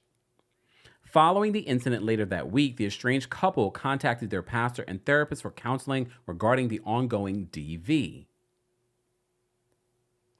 This has just gotten dark, okay? Because you remember one of the other things that came out in this divorce, Jeannie was accusing Jeezy of breaking a stipulation in their prenuptial agreement in regards to cheating. That was also brought up. All right. So another incident reportedly involved verbal abuse at the UNCF 39th Annual Atlanta Mayor's Mass Ball on December 17th of 2022. During the UNCF event, Jeannie went to the restroom with her girlfriend, and Jeezy allegedly became enraged because he did not know her whereabouts for 25 minutes. He allegedly reacted by abruptly demanding that the two leave the party. Once in the vehicle, Jeezy reportedly asked the driver to exit and began to abuse his estranged wife verbally. She attempted to exit the car 2 times per the court docs. On the second time, he allegedly grabbed the neckline of her dress, tearing the dress and causing multiple 2 to 3 inch scratches across her right breast with his fingernails. All right. Jeannie reported this incident to her therapist while Jeezy was present. So are they going to have to subpoena the therapist? Oof. In another incident, Jeezy allegedly injured Jeannie and himself after crashing a golf cart. So in Exhibit N1, N2, and N3, Jeannie shared text messages of Jeezy apologizing for his behavior that caused the injuries. He wrote, "I'm so sorry, babe. Haven't forgiven myself for putting you in danger. I've been uneasy and sad about it." So is that in reference to the golf cart incident? Because this is what they write. In another incident, Jeezy allegedly injured Jeannie and himself after crashing a golf cart. So in Exhibit N1, N2, and N3, the text messages are shared, and he writes, "I'm so sorry, babe. Haven't forgiven myself for putting you in danger. I've been uneasy and sad about it." This is the conversation. In Exhibit N4, details unbeknownst to Jeannie, Jeezy was overly intoxicated before the crash. All right. That wasn't the first time he allegedly crashed a vehicle during their marriage. He also crashed his luxury vehicle in the side of their home at one point, per the docs. No one was seriously injured at the time, but there was some damage. There was some damage to their property. Ooh, oh my goodness. So they also include in the court documents pictures of her scratches and bruises as well. We won't be sharing them here. So Jeannie's list concerns, there are also articles in regards to Jeannie lists her concerns about the title's alleged access to, as you know, Jeezy's weapons and things like that. We've talked about that in previous stories as well. They said some of Jeannie's additional alleged concerns includes issues with explosive outbursts and excessive drinking. This is in addition to the DV perpetuated against Jeannie and his eldest son, Jadarius. Documents also state that Jeannie mistakenly believed him when he convinced her before their marriage that he was a changed man and his past was in his past. However, that doesn't seem to be the case. Police reportedly arrested Jeezy in 2014 with charges of battery, false imprisonment, and making terroristic threats against his son from another relationship. This is just getting uglier and uglier. All right. So, guys, we're going to continue. As you know, we've been following this Jeezy and Jeannie divorce since the news broke a few months ago. It's getting uglier, and it's unfortunate because both Jeannie and Jeezy share a very young daughter together, and they have to figure out a way to co-parent, and that has been an issue of contention as well. Jeezy recently wanted to get primary custody because he felt like they were not being, communicative and working with him in regards to seeing his daughter, Monaco. He's since changed his mind on that and wants to share custody, but he wants the court to come up with a schedule because they had an informal schedule before that they've discussed between themselves. But as you can see, this divorce is getting ugly. It's getting ugly, and it's very, very, very, very, very, very, very sad. All right.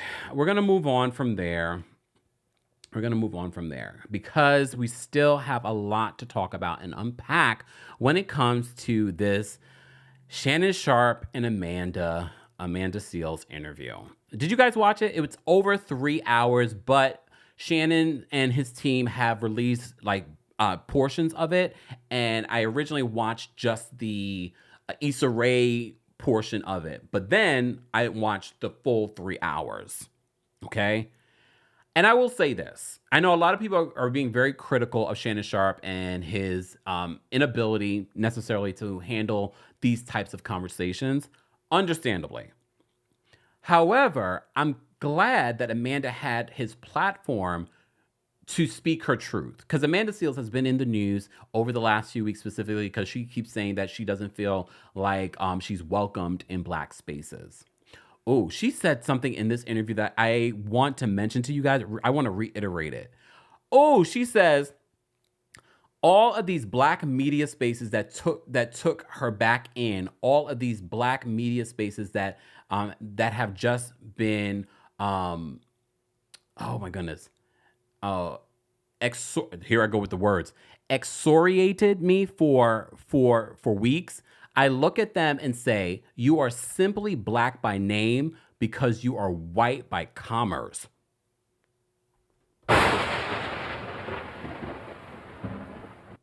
Oh, I was like, oh, wait a minute. Wait a minute.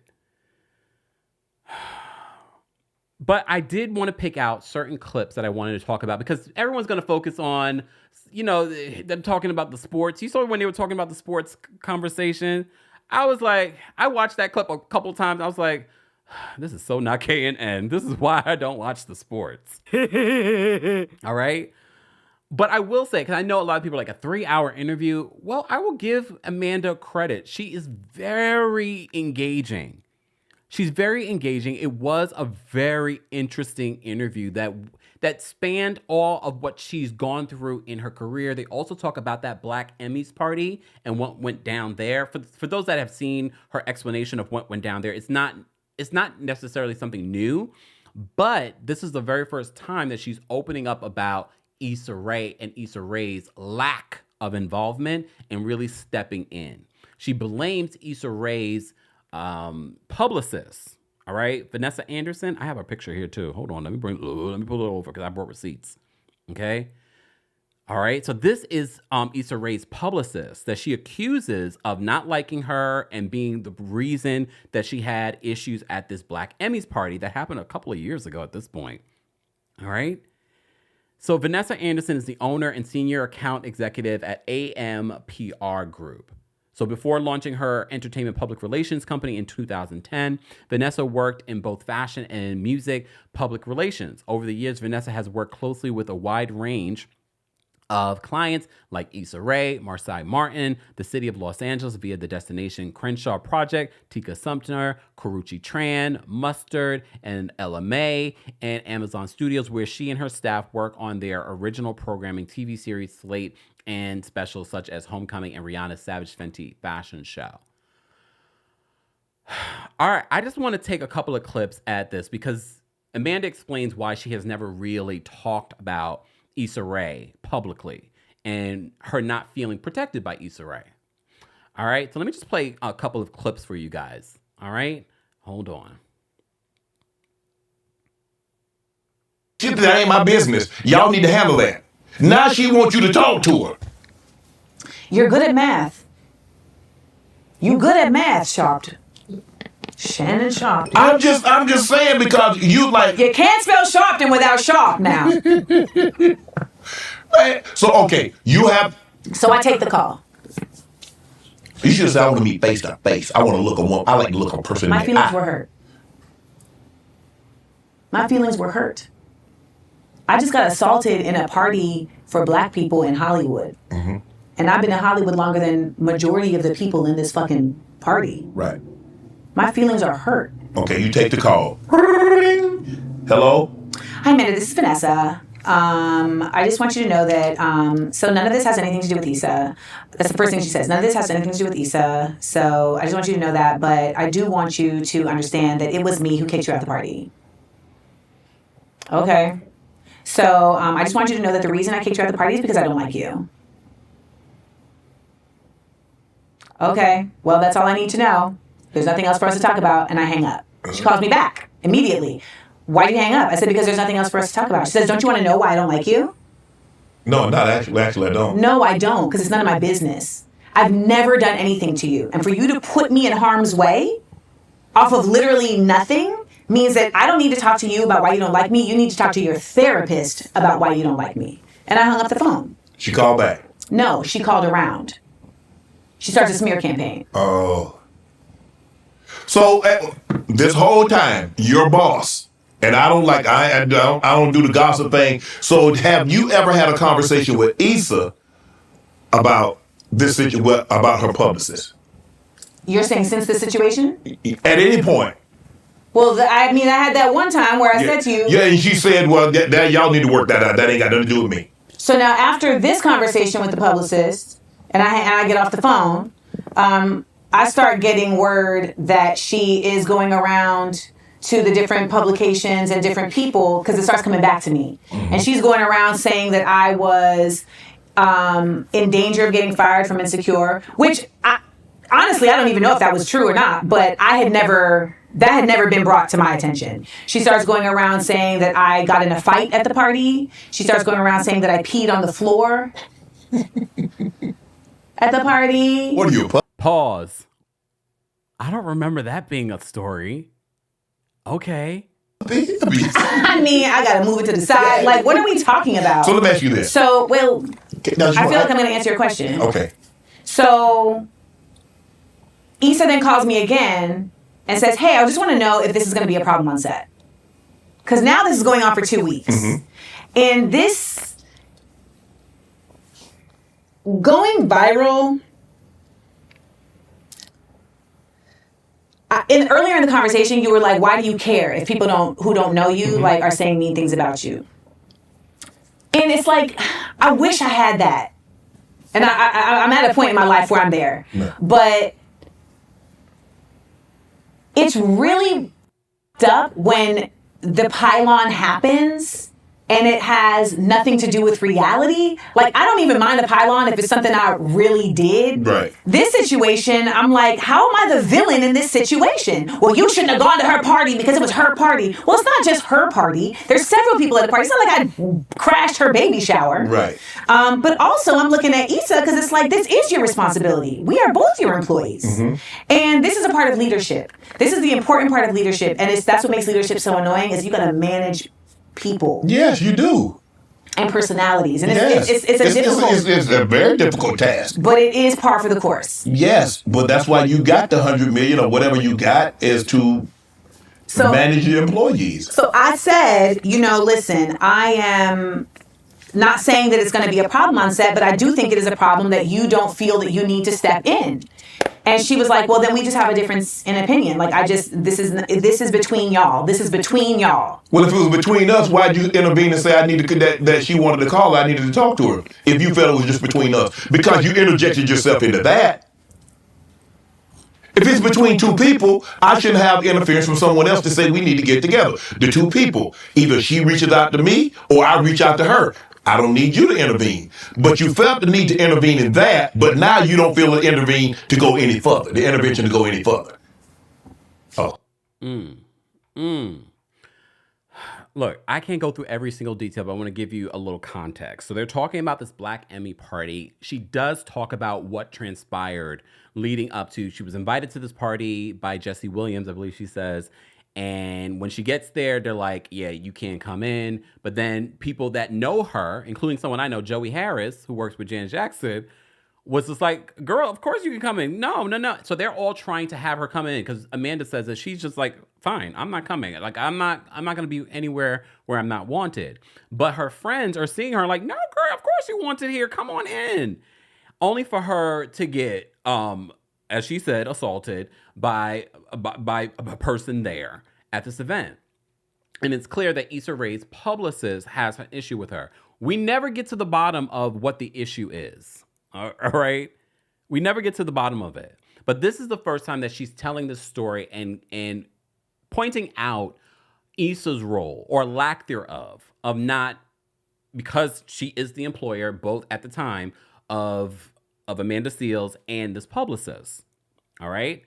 Let me just point out some of the things that you guys are saying in the comments that I was able to catch. Mrs. WMS says, some people are just committed to not understanding and not liking her. Unfortunate.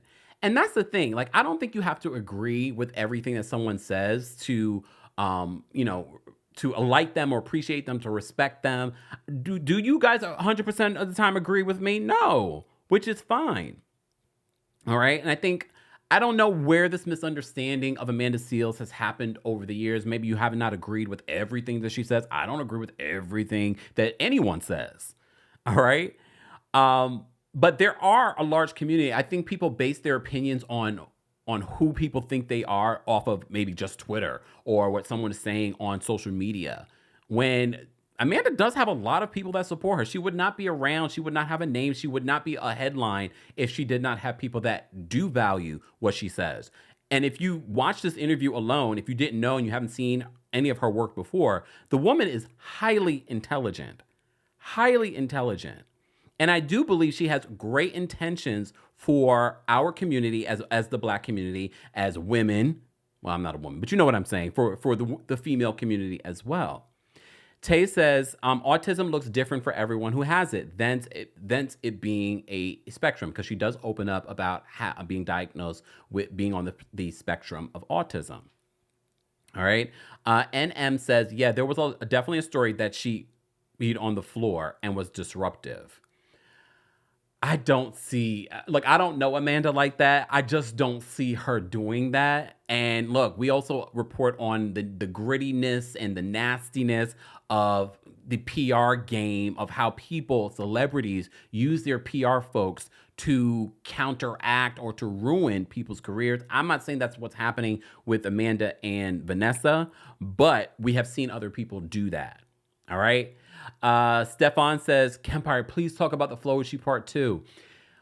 I mean, the Flourish part is so long. I've talked about it before in regards to it. For those that don't know, Amanda did come in for a period of time for Flourish's tour. When Flourish broke up, Amanda came in and she had she toured with Marsha Ambrosius, okay, who I've interviewed before as a part of KEMPIRE Radio.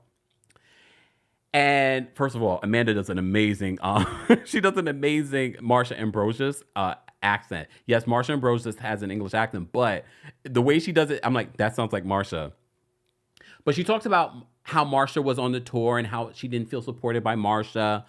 She talks about how they were supposed to move on as Floetry and another name.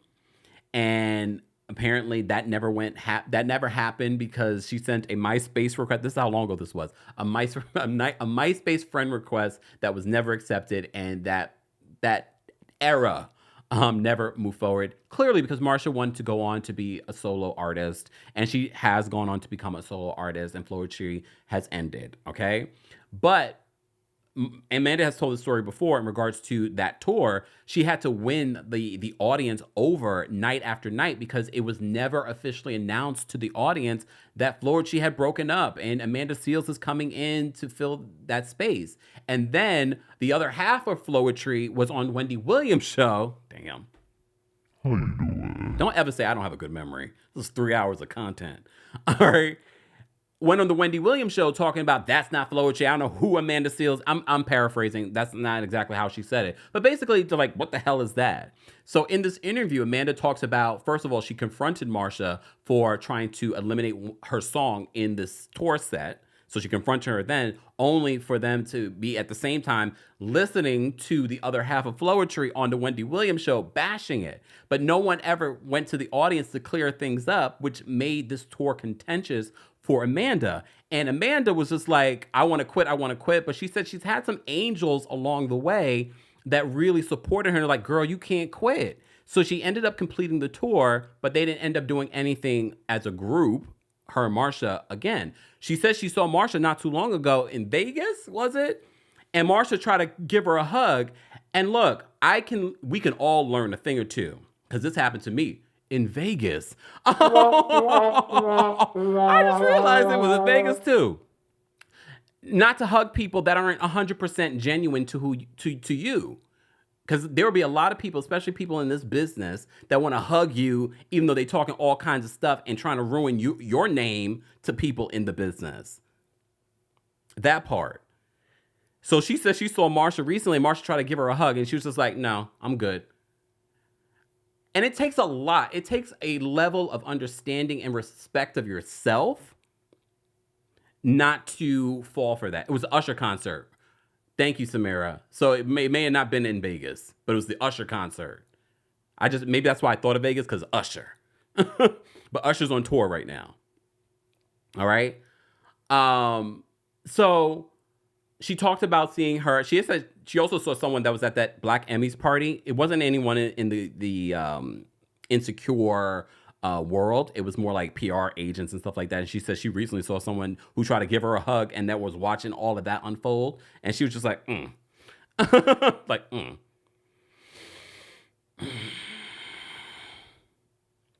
Philly John, you a mess. K Baby says that Marsha Ambrosius basically sabotaged the new group to go solo. Yeah. And do interviews with me. All right. So that is the Floetry part that you wanted me to talk about. I didn't plan to talk about it, but here we are. All right, Stefan. All right. Dante says, Amanda does a lot of great work. Not everyone will appreciate you, but she has support. Dr. Payne says, there is a wide range of autism. Thank you for the super chat, Dr. Payne. There's a wide range of autism. I have two children. Oh, you have two children with autism. So I feel empathy for her. However, having a condition does not mean you're exempt from character issues. People are people. You can be a nice person or bad. Yeah. I don't know if she was using that as an excuse for some of that. I think she wanted to speak on it because I think this was the first time that she even spoke on it. But it also explains a lot because, folks with that are on the spectrum learn differently. They see the world differently. And for those that don't know of that or that diagnosis, probably now that they do, they're like, oh, so that kind of makes some sense. All right. But we're not done. So in this interview with Shannon Sharpe and Issa Rae. No, Shannon Sharpe and Amanda Seales, they talk about Issa Rae. So as I just backtracking to the whole Emmys party and her talking with this publicist by the name of Vanessa Anderson. Okay. So let me show you another clip. Yes, I don't belong in these places. And what ended up happening 2 days later is that I got a call from Issa. And she called me and said, hey, I heard what happened this weekend. I just want you to know I have nothing to do with it. Would you be willing to talk to Vanessa? No, I tried to talk to Vanessa at the party. Shit, too late. So I've never talked about this publicly because it has always been incredibly important to me to protect Issa. Because I know that Issa is doing something within this business that so few people get to do. Mm-hmm. And it's not something I desire to do. Like, I'm not interested in getting a $100 million production deal. Like, that's not a life that I want for myself. But I know that her role is very important. And so I've always protected Issa.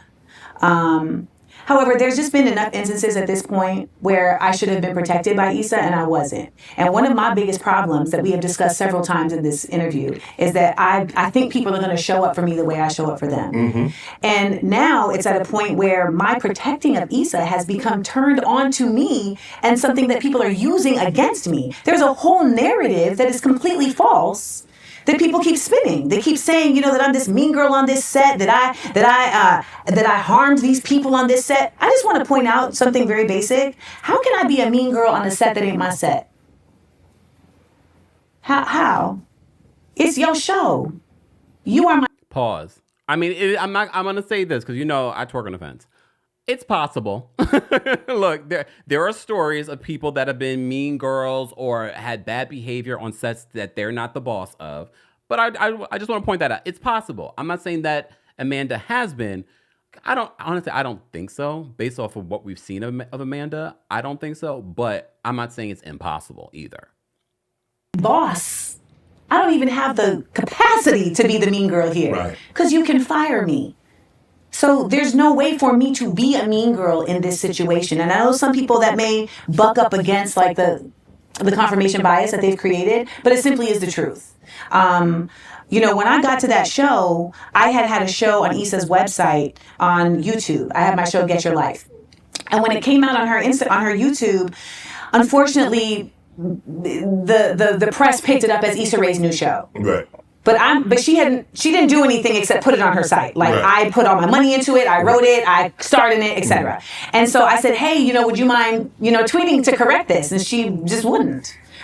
She wouldn't promote any of the shows, and I just felt like that was unfortunate, but it didn't change my view of her character. Like, it just let me know, like, okay, this is how she do business. But in that time, her publicist was interacting with me and was from just day one, just so acerbic, like just vitrolic for no reason, to the point where Issa's business manager had to say to the publicist, like, can you please try and be kinder to Amanda? She's like a talent on our channel. You have no reason why she would treat you, behave? So, Issa says, would you talk to Vanessa? No. I said, sure. You know why? Why? Who's my boss? Who's my boss in this situation? Well, Issa is the boss. And where do I have to go back to work? Insecure. So what's the game you talked about? You had to play the game. But hold on. She had to play the game. She had to play the game. And look, there are a lot of people in this business playing the game. There are a lot of people in the corporate world that are playing the game.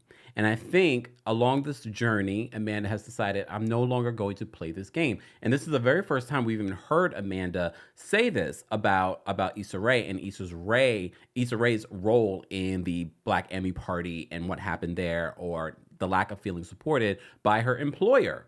We have to keep in mind, Issa Rae is a talent, but she's also the employer in this situation.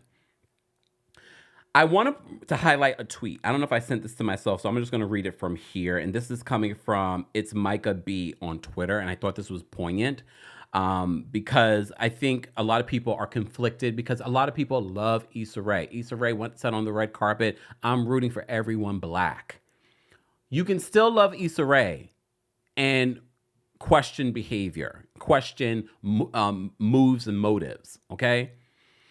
So, It's Micah B on Twitter says, Issa D was extremely likable, but also had faults and didn't always treat people the best. It's very possible that Issa Rae can root for everyone Black, but also not always treat everyone who's Black in the best way possible. Nobody is perfect, and invalidating Amanda Seales' lived experience just because everyone loves Issa and what she's done for the culture is harmful. People that we like and love are fully capable of harming others. Okay? So I thought that was pretty poignant and really summed up, I think, what a lot of people are feeling, because I think people love Issa because of what Issa has done for her career. She came from YouTube and created what she's created, and doesn't mean that she's a bad person, but some people aren't used to being the boss and aren't used to knowing how to handle these types of situations, being the boss. And it looked like Issa was like, I'm not involved. I don't want to be involved. Unfortunately, these are two employees having an issue, and you have to be involved. Here come the HR. See, everything happens for a reason. My perspective probably would be different if I didn't have this corporate America, human resources, dealing with people, managing people experience. Everything leads you to where you are. Okay, so if you're at the job and you're like, oh my God, I need to quit this damn job. No, it's preparing you for your next chapter, okay? Because I can't tell you the amount of times I've had to bring in HR when we talk about these stories. Because in entertainment, they need a better HR department. Do I understand Issa Rae not wanting to be involved? I do. But Issa, the best way probably to handle that was to have someone, I don't know if they had an HR department, probably Max's HR department at the time, HBO's HR department. But in some shape or form, you had to come in and step in and be a leader and put a kibosh on what was happening. I still want to know what exactly the gripe was between the publicist and her gripe with Amanda Seales.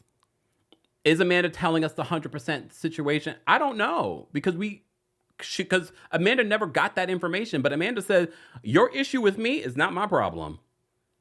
It's not my problem. So I wonder what it was. What was it?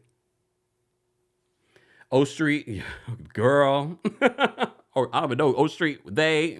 I don't even know. O Street says HR is there to protect the employer, not the employee.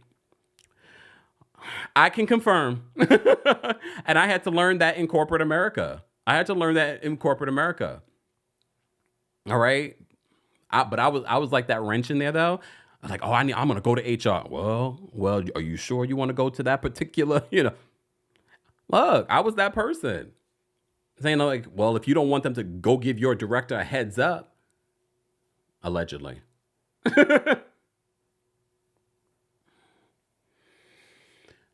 But I wanted to highlight different parts of this Shannon Sharpe and Amanda Seales conversation because there are a lot of things we could talk about. And I know there will be a lot of reviews and hot topics that are covered from this story. But, I like to cover the stuff that a lot of people aren't talking about. So I want to talk about when she talked about psychics.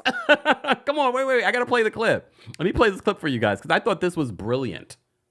How can you not believe in psychics and believe in God? No, you're no psychic. What do you, wait, let's take No, listen to me. Let's take a moment. Yes. If you believe in God, then you believe in a spiritual power that is greater than all of us.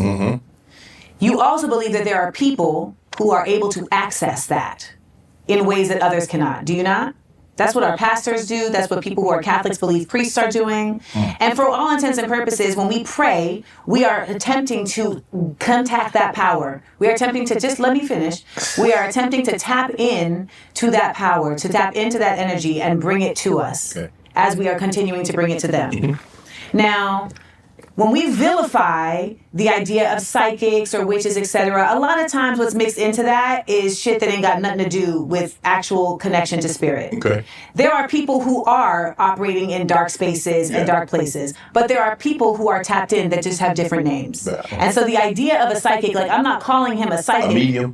A medium, or somebody who is literally just more connected. I am very connected to I'm empathic, I can feel, I'm very connected to just nature, to the vibration of things because I want to be, but also because I'm an artist, right? Like I can make something from nothing. Like there's something that is really unique in that ability to do so. So when I'm talking about someone who is able to read you, it's not that they're dealing with dark magic, it's that they are able to see. They're prophets. So it's just language. But as long as it's done in love, it's all coming from the same place. Oh, yes, come on. But I get why people are uncomfortable. With that because it's because of how we've been conditioned and how we've grown up within the church. Even Jean says, I have conflicted views on psychics, but she's making valid points. I wish I had this viral video where they talk about all the different ways that we refer to a higher source, a God, Allah, and like the fight isn't over what we call the fight isn't over. Oh my God, I wish I can remember this word for word. But basically, it's not a fight about what it is or its true existence. We're fighting over what we call it.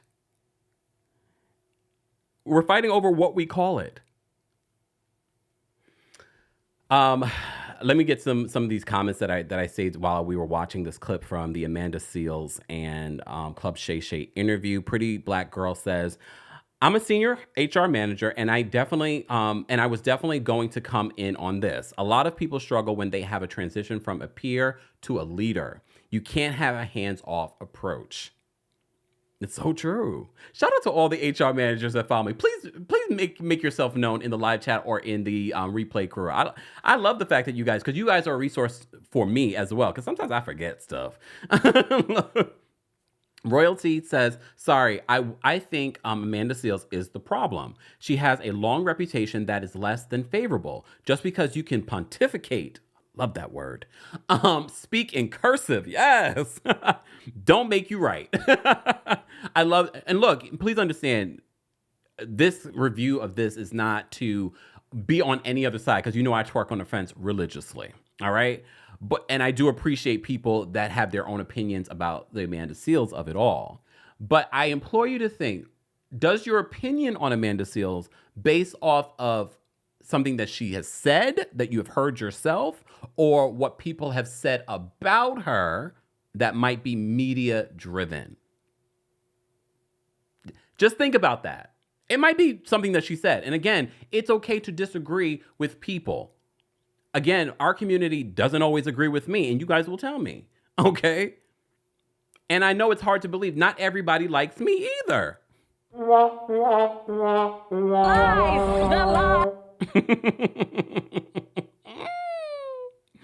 Dr. Payne, thank you so much for another super chat. Dr. Payne says, I was super curious why Issa didn't intervene. Publicist should have handled it better. I'm twerking on a fence now. Her publicist could have been a bully. I have to say, all the publicists that I've dealt with, not all, the ones that I used to work with consistently with during the KEMPIRE radio days, Black women publicists have been nothing but fantastic and are still a source of wisdom on how to move in this business. So shout out to them. Look, shout out to them. Okay. Simone, Michelle, shout out to them. Always been nothing but a great resource and supportive to me. All right. Yes, Jessica, we love our therapists as well. Therapists here, I would love to provide insight on. Please feel free to call in as well. If you're a member of the channel, we have dropped the call-in link for those that want to share their thoughts on anything that we discussed. Let me see. Do we have anyone backstage? Oh, we do. We have some people backstage. Again, if you are a Team KEMPIRE member, I just dropped the call-in link on the community tab so you can weigh in. You only have 30 seconds because it's Thirsty Thursday here on the channel. And don't forget, we will be posting the timestamps. I hope someone's keeping the timestamps. Or I will post it later when I have a moment. All right. So, Kay says, "Ooh, Amanda is a Cancer. No wonder my Scorpio self understands her." And this leads us to the conversation of astrology. I had to mention what she mentioned in the interview, that particular point, because I thought it's something that people don't think about, and I don't think that people realize the reason why they have such a physical, emotional reaction to when we talk about astrology or we talk about psychics. There's a reason. There's conditioning that has been that has been passed down through our genetics, through slavery, all of that stuff, through religion and things like that. That's part of the reason why you're so uncomfortable with having an open mind. I'm not telling you to believe it, but having an open mind about it. Okay? Again, this was 3 hours, over 3 hours of content. There's no way that we could go through every single nitty-gritty part of what was said in this interview. I know that there's so much that's being discussed on social media. Maybe we will revisit it at a later date, but I thought it was a great conversation. Do I think that Shannon was the best interviewer for it? No, I don't think he was the worst. We've seen some terrible interviewers. I mean, I think a lot of things didn't necessarily go over his head, but it's fine. I like the fact that she had this huge platform to share her perspective, though. All right. All right. There are more stories that I wanted to talk about. Damn. Like a Candiace story. Can we just do one last story in this Candiace story, and then we'll take some callers? All right, live chat. We have almost 2,000 of you watching on YouTube alone. Thank you. Shout out to all of you that are watching on TikTok, those of you watching on Twitter and Twitch. Hey, LGK on Twitter is saying, OMG, great to see you, KEMPIRE Live. Love from Dublin, Ireland. That's another place that's on my list that I want to go. When's a good time to come to Ireland? I want to go. All right.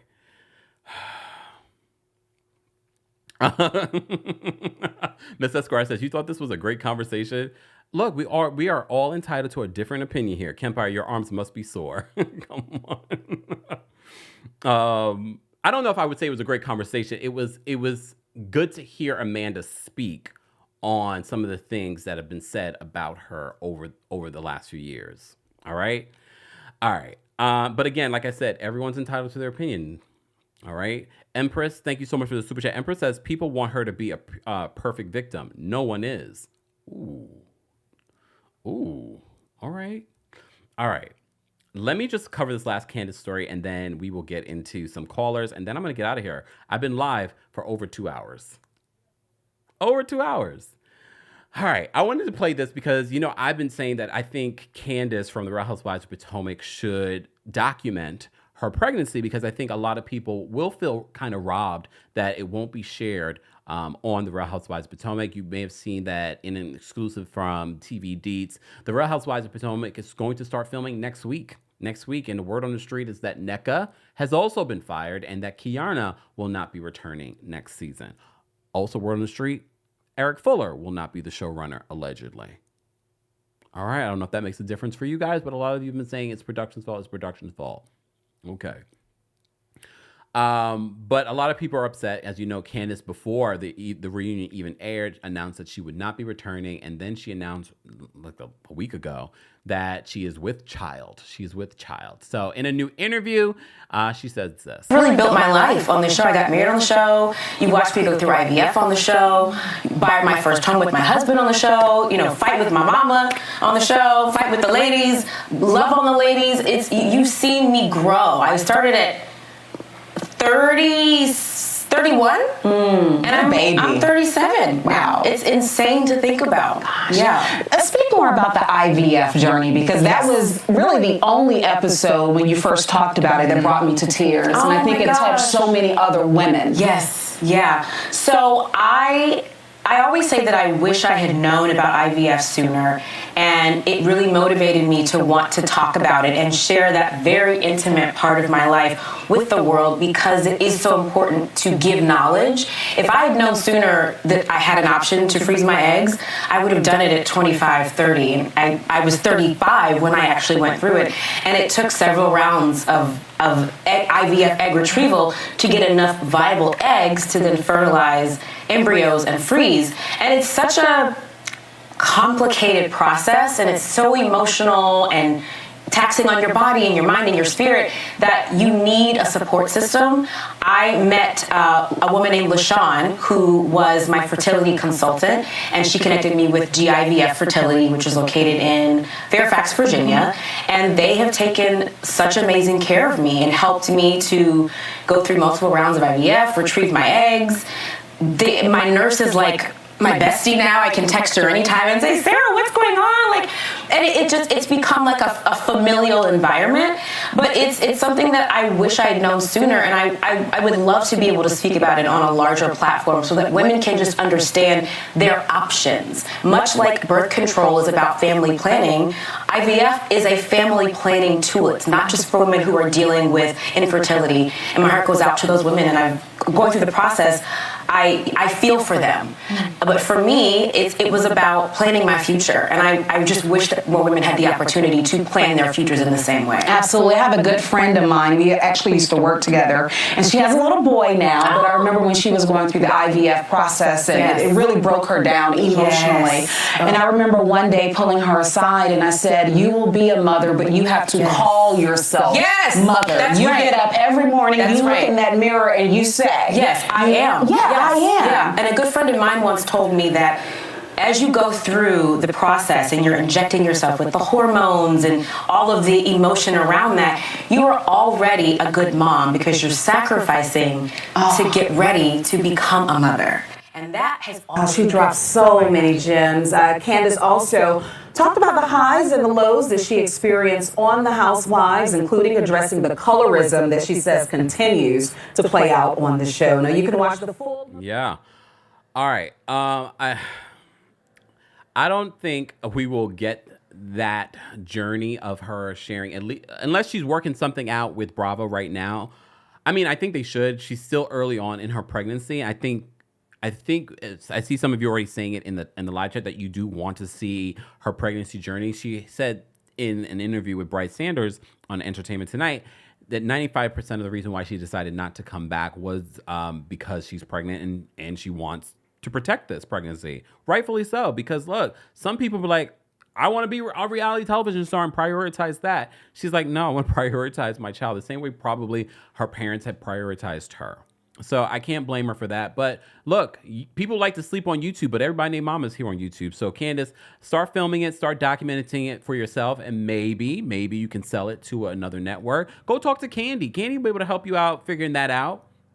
It's not, y'all can get production up like that.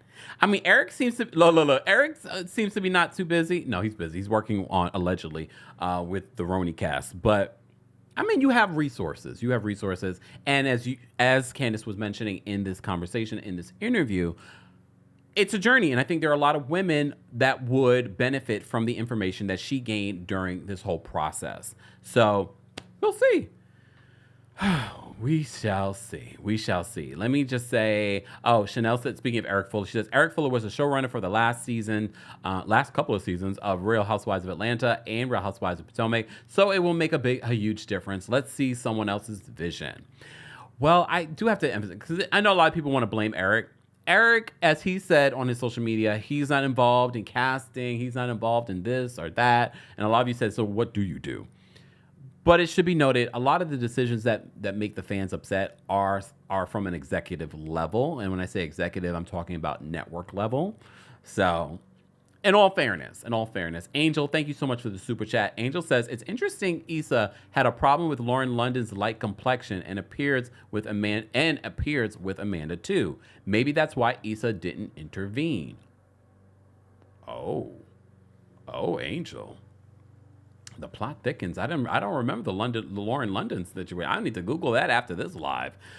All right. Anyways, guys, we will continue this conversation, but we're going to move on to some callers. But if you're listening to the podcast version of this and you want to hear the callers, be sure to subscribe to the KEMPIRE YouTube channel and check us out there. And for those that are watching this right now, don't forget, you can take us on the go by downloading the KEMPIRE podcast on Apple Podcasts and on Spotify. All right. And while you're there, don't forget to give us a 5-star rating. Let's get to 850 likes and I will drop the call-in link for our general audience. But if you're a member of the channel, we've already dropped the call-in link on the community tab here on YouTube. Shout out to everyone watching on Twitch, Twitter, and here on TikTok.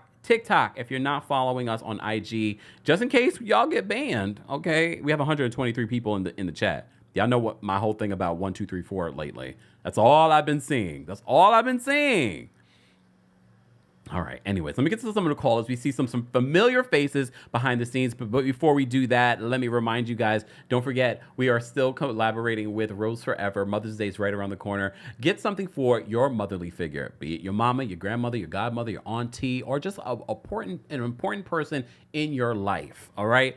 Head on over to the description for more details for our discount code KEMPIRE40 and the discount code KEMPIRE for free worldwide shipping.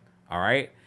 And don't forget, KEMPIRE After Dark live tour is coming to New York City again for a special live show for Pride Month. We'll be in Boston in May. We will be in Seattle in August. And then in July, we will be in Nashville and Atlanta. More information will be available on our KEMPIRE After Dark live tour in the description. All right?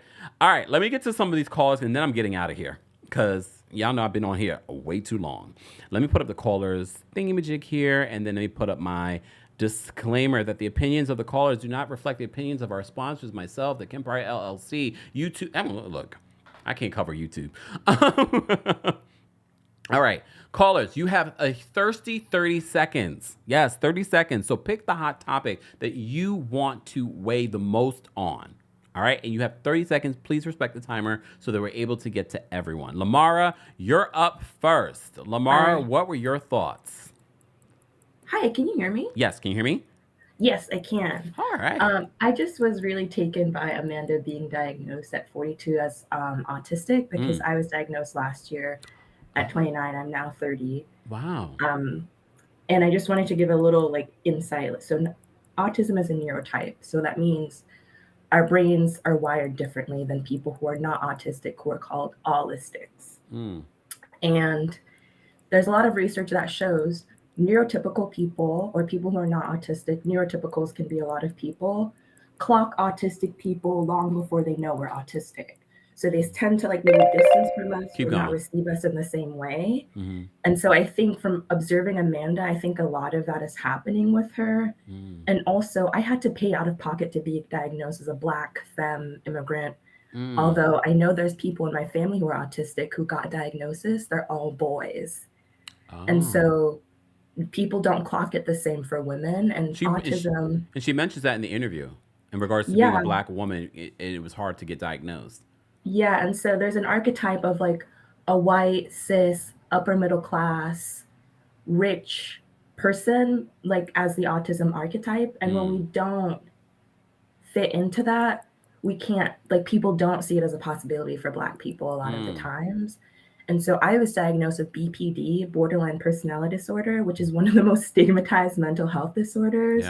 Before somebody was a Black therapist is I think you are autistic. Let's get you tested. Wow. And then I spent literally weeks on Reddit. That was my special interest. People who know autism know what that means. That's all I did. Pulled money out of my Roth IRA, and $2,000 is on the cheaper end. So those are things I just wanted to say. Thank you for listening, and I appreciate you. Thank you for calling in and sharing your story. We appreciate that. It's going to help someone. Yeah, I hope so. Thank you so much, KEMPIRE. Have a good one. You too. Take care. Look at me breaking my own rules. No, but that information was important. I'm going to break my own rules for important information, but everyone else don't break the rules. No promises. Look, no promises. Tyler, I haven't seen Tyler's name back here in so long. Tyler, what's going on? Hi, KEMPIRE. I've been vacationing like you. Where'd you go? Everywhere. I went to Dominican Republic, and then me and my friend went to Cancun, and we finalized everything in LA. And now I'm back in Memphis. I know that's right. I'm glad you're living your best life. Okay, what do you want to weigh in on today? Okay, Amanda Seales. Okay. I will say this. I feel like Amanda Seales, sometimes her delivery is off, but she's right a lot of times. And I always say this, no offense to women. I am a big supporter of Black women. I love them, no problem. But sometimes those girls are not girls. So I believe her about Issa Rae. That's all. Those girls women, 9 times out of 10 are not really girls. You're disguising how evil you really are behind the scenes. You know, those women empowerment brunches and We Are the World women, those are typically the mean ones. Just being honest. That's all. Damn. All right, Tyler. Tyler got vacation and came back with fire. Oh my God. All right, we're going to bring up Miss Bernice next. Miss Bernice, what do you want to share today? What up, though, KEMPIRE? What up, though? Hey. Dealing with the numbers, that's sequence, as in yours is 1, 2, 3, 4. That's little money. Yeah. 5, 6, 7, 8. That's big money. Oh. So any sequences like that, play it. I need big money. Yeah, big money. All right. I believe Amanda Seales because I enjoyed that. I got to finish watching it. It was 3 hours. Like, okay. Yeah. Because Amanda is the type where she gives off the energy, and if you can't take her energy, you're turned off of her. Because the whatever the reason is that the publishers don't like her, it's personal. It's not professional. Yeah. Because when she came back and said, "Well, don't you want to know why I don't like you?" That wasn't professional. That was personal. Okay. All right, Miss Bernice, thank you for calling in. Okay. Take care. Okay, thank you. Bye-bye. I mean, I don't know. Damn. I mean, that's the thing in Hollywood, especially certain publicists, they have that influence and that power, and they could make or break your career. And when they have that power, they will use it in that way. And you heard what Amanda said that allegedly Vanessa did in regards to what happened. There was a smear campaign. All right. Samira, thank you so much for the super chat. Samira says, I follow Amanda on Instagram. She went live last night. She said that she was never clinically diagnosed. She said the opposite on the interview. Okay. Look, I didn't see her Instagram live, so I can't verify, but I'm gonna trust Samira. Okay. Rose, thank you for the super chat. Rose says, how Amanda is treated highlights issues in Black America and how the diaspora is treated and viewed by African Americans. I speak from experience. Okay. Okay. Let me get to the other caller so I can go get some lunch. Dr. Payne is backstage. We're gonna bring Dr. Payne up next. Dr. Payne, what were your thoughts? Hi, everybody. Hi, KEMPIRE. Hey. I love you coming in. You make my long day short. Oh. So I have 2 kids with autism, and I also volunteer and work with the community, and from adults and children, of course, with autism, and they show up in all different sizes, shapes, and forms. I really do feel for Amanda now that she says that. Yeah, you can kind of see it. I think she misses a lot of social cues, but I also agree with Tyler. They can so the publicist could be a mean girl. She could see Amanda as someone else, and Amanda's missing all the cues that she might have rubbed people wrong. Anyway, love your show. Enjoy your lunch. Thank you, Dr. Payne. Take care. All right. We've got Miss Esquire backstage. We're going to bring up Miss Esquire next. Miss Esquire, what are your thoughts? Hi, KEMPIRE. So a couple of thoughts. One, Black women, stop going into spaces where people are committed to misunderstanding you. I don't think that she should have gone into that space. I realized that she was going to give virality by being in that space, but I think Shannon was committed to misunderstanding her and breaking her down. So don't go into those spaces. Also, if you're in a industry where likability is a currency, then you need to understand that. And you need to understand that likability isn't actually about whether you're likable or lovable. It's about how you perform likability. And that is always for Black women seen through a white supremacist lens. And so go in the spaces where you don't perform your likability. Last thing I'm going to say is like, I seriously am like about to cry. Listen to the clip that you played from Candiace because I'm 40 and I wish somebody would have told me that in my 20s. To like, no, it's fine because I'm a mom to you. I'm raising my niece and my nephew, but it's like those young women who are on your page or listening to her, like, I hope she takes something with this journey because I wish someone had told me when I was 25, little lawyer, started my career, hey, plan for this because life will take you different ways. And you don't want to lose that dream if that's a dream that you really want. And motherhood and parenthood can come to you all different kind of ways. Like I said, I'm raising my littles and I never thought this would be my journey. But there's a part of me that really does still want to be called mom. And if that's important to you, like follow that and find jobs that have the benefits that pay for that. Like be very strategic and intentional about it. Sorry, I normally get on here and shade and I don't cry. But I just wanted to say that, like, thank you for playing that clip because I kind of needed to hear it today too. So, and thank you for being vulnerable like that and sharing that. And this is a safe space for you to cry. Yes, I know, child. Don't put this in the podcast though, okay? Because this is not what my brand is. The people don't know me. Mind you, I almost didn't play the Candiace clip because I was like, oh, we're running out of time. We're not running out of time, but I was like, we're running pretty long. And I almost didn't play it. And I was like, let me just play it. And I'm glad that I did. So thank you so much for calling in. The was working through you, so thank you for that. Thank you. Take care, Miss Esquire. Bye. She said, don't play it in the podcast. We do got our podcast folks that watch and listen too. All right. April's backstage. We're going to bring April up next. All right. Wait, let me drop the live chat for the live chat community as well, because I promised you guys. All right. We're going to bring up April next. April, what were your thoughts?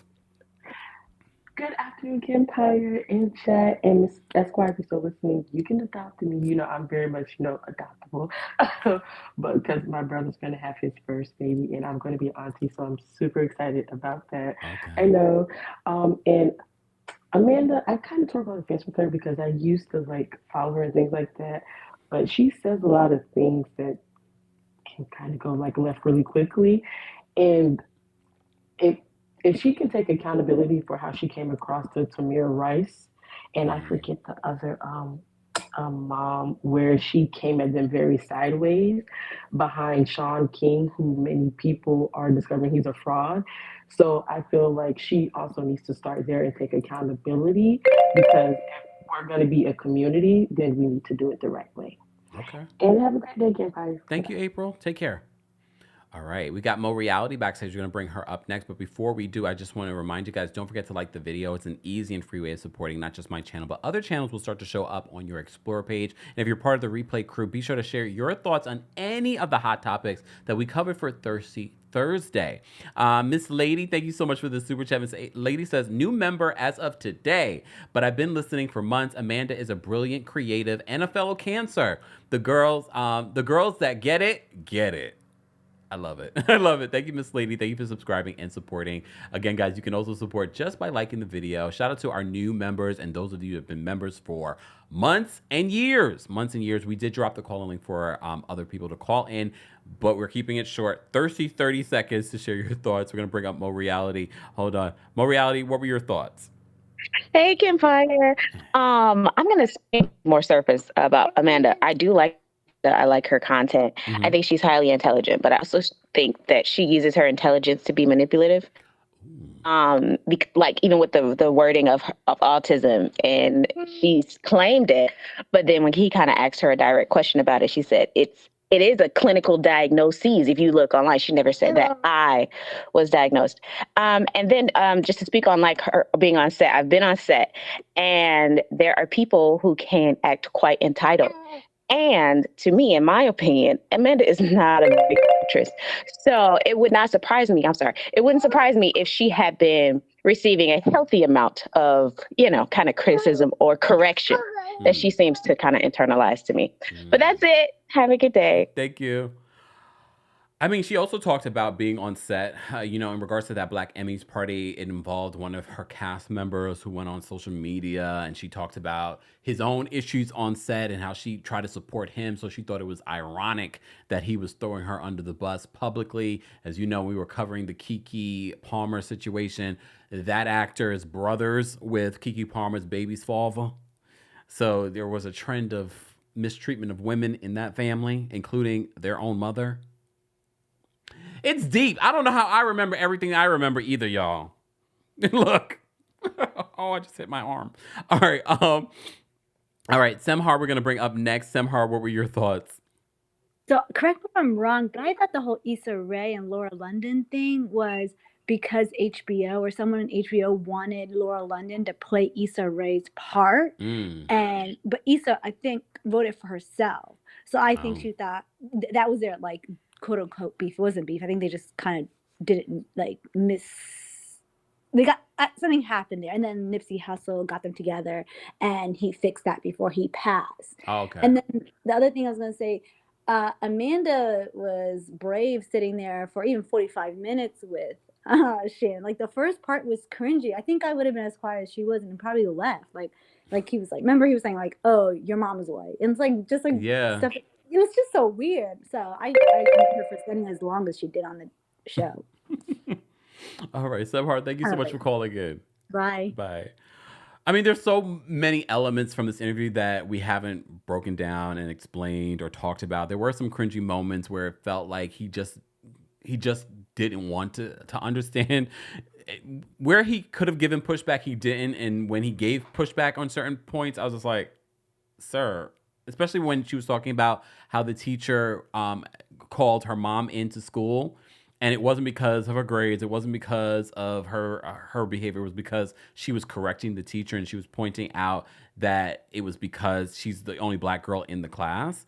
And he said, and I can see this because we, if you grew up with Black parents and in a Black community where your parents tell you that children are to be seen and not heard and not involved in adult conversation. But in this particular instance, it's like he refused to see where she was coming from in regards to this as the only Black student in this class. Because here's the thing. I do believe if it was a white student, I'm not sure if the parents would have been called into school. Would the teacher have liked it from any student to be corrected? Probably not. However, I don't know if the extremes would have been the same. If this person is doing very well in school, there's no problem, yet her mom has to come in for what? Oh, she's correcting me when I'm actually wrong? All right, Jasmine's backstage. We're going to bring up Jasmine next. Jasmine, what's going on? Hey, KEMPIRE. Hey. Love your show. I'm so happy I caught you live. Thank you. Okay, I just want to say this very quickly. Okay. I know a lot of people are... they have an opinion of Shannon Sharpe, and it's not always good, and I understand it. I try on the fence with him as well, as misogyny, colorism, all that stuff. But I do want to say this. A lot of people are saying like he was committed to misunderstanding her, and my thing is, isn't that what Amanda was saying about Black media and how they're committed to understanding her? He brought her on his program, whether it was, no matter the reason he brought her on. And a lot of Black publications not only don't invite her places, like she said, but they also cancel on her 3 hours before she does an interview. Hello, Essence. Oh. So y'all can be mad all you want about you may not like the platform that Shannon Sharpe has. I get it. I can understand it. But I'm still going to give him some credit because he had her on. And especially when a lot of Black men, our quote unquote alpha Black men, have been disgusting to her online. He's a quote unquote alpha Black man that, listen, he may not have said everything right, but I think the beauty of the whole conversation for me was that they continued to talk. Yeah. Because it was awkward in the beginning. It was like, right. Oh. No, it was. Because I was side-eyeing it like, oh my God, I can't believe he just said that. But I can't believe he said it, but oh my God. He said it to her. But they continue to talk, and I think we need to do more of that. We've gotten to this place in the world. I'm so over time. I'm sorry. It's okay. But I feel like we've gotten to this place, especially with social media. We just dismiss each other. Yeah. Yeah. We just dismiss each other. We're so quick to throw each other away just because you don't agree with someone. Yeah. Instead of actually listening and talking. I don't mean you got to be friends with them at the end of the day. Nope. But at least you can hear someone's side, where they're coming from. Yep. I give him props for having her on. Yeah. Because like I said, a lot of Black media, they won't do it. And especially a lot of Black heterosexual, quote unquote, alpha Black men. No. All right. That's all. Thank you so much, Jasmine, for calling in. Take care. Bye. Thank you. I love my community. You guys have such great opinions and thoughts. And again, all those opinions don't necessarily align with who's watching or listening or myself. So I love it. You know, I'm always open to hearing it. Karen says she is on the autism spectrum. She wasn't diagnosed when she was younger, and they are very smart or intelligent. Her experience is an example of how autism is misdiagnosed in our culture, and she did mention that. Rahina, thank you so much for the super chat. Rahina says, I agree with Dr. Payne. I worked in fertility. We had a package that geared towards women who were curious about their fertility, meaning women that were career driven. Most did not look like us. Wow. And just when people always say that racism is over, I'm like, racism is in the blood, the root, it's in the essence of this country. And you have to really call it out. You have to really be very observant and diligent about it, because it's still there. It doesn't just automatically disappear because, oh, you're free at last. Asha, thank you so much for the super chat. Asha says, did you hear that the Jeannie, Mai, and Jeezy story about abuse? Sorry, I'm late. Maybe you talked about it. See you in Boston. Asha, we did talk about it. Rewind. Thank you, Asha. We appreciate the super chat. We did. That was breaking news during our live. So for those, we will be putting the timestamps a little bit later on, y'all. All right, let me get to these last couple of calls, and then I'm getting out of here. We have Samara's backstage, or Sam. We'll just go by Sam because you put Sam. Hey, Sam. Hi, how are you? Oh, well, how are you? I'm good. I just wanted to weigh in on Amanda Seales. Okay. I've been her for years. And to be honest, her saying that she had autism, she actually has Asperger's syndrome, which is on the spectrum of autism. Yeah. And I actually have a coworker that has the Asperger's syndrome. And I also used to have a college classmate that had Asperger's. They're incredibly intelligent, but they have very poor social cues, very, very poor social cues. And they have a hard time interacting with people. Like, they're very direct, very harsh. Can I just say, I'm not to interrupt you, and you can finish your thought. I just want to change us saying that they have poor social cues. We have to say they socialize differently, because saying they have poor social cues, meaning that they don't meet our standards of what being social is. I would just rather say they communicate and socialize differently. Yes, correct. Sorry, yes. So No. I just want everyone, because I'm sure a lot of people say the same thing. Yeah, they have different social cues. And I've seen her attack a lot of fans in her comments, like, that would just disagree with her, and she would go in super harshly, like unnecessarily confrontational and belittling. So she can be brilliant and also very argumentative at the same time. Yeah. All right. Thank you, Samhar, for calling in. Not Samhar. You're welcome. Samara. Thank you. Bye. All right. We have Judgy Justice. These are going to be our last couple of calls, and then I got to get out of here, y'all. Almost done with my water. All right. One of the things that she said, I mean, I need to, because I like to verify my own information. She doesn't want to refer to her as having Asperger's anymore, because allegedly he was a part of a very interesting group. I need to Google schmoogle that, because, we've used the term Asperger's for a very long time. And now she's saying that she doesn't use that because of his history of behavior. Judgy Justice, we're going to bring up next. Judgy Justice, your thoughts. So my thoughts are for the Real Housewives of Atlanta. Okay, all right. Something different. I really think that they're going to have to keep pushing back the season. It's no way that they can start with just these 4 girls. It's just no way. And then also, I feel bad for Porsha, but not really, because you set yourself up for this, and karma adds up. It doesn't disappear. And she signed that 360 deal with Bravo, with NBC Universal. So now she's going to be at their mercy for any work. And now we also have Simon putting out all her dirty laundry in the streets. So I feel bad for everyone, for the team of Real Housewives of Atlanta that depends on them for money, because there's no show coming for another 6 to 9 months. Damn. Bye, guys. Damn, Judgy Justice. All right, we're going to move on. We're going to bring up Asha next. Asha, what were your thoughts? Hi, can you hear me? Yes, can you hear me? Yeah, I can. I was just calling because I sent like a super chat earlier about like the Jeannie Mai and Jeezy story. Yes. And I was wondering if you like heard about it or like talked about it. I'm a little late to the live. Asha, you missed. I just read your super chat. You probably didn't hear me. I just read your super chat. Yes, we did. Rewind the tape. Okay. And we will be putting the timestamps later on, so you'll be able to find it easier. But yeah, we did talk about that breaking news. It was a break. It wasn't on my list, but we did talk about it. Oh, okay. Did you want to weigh in?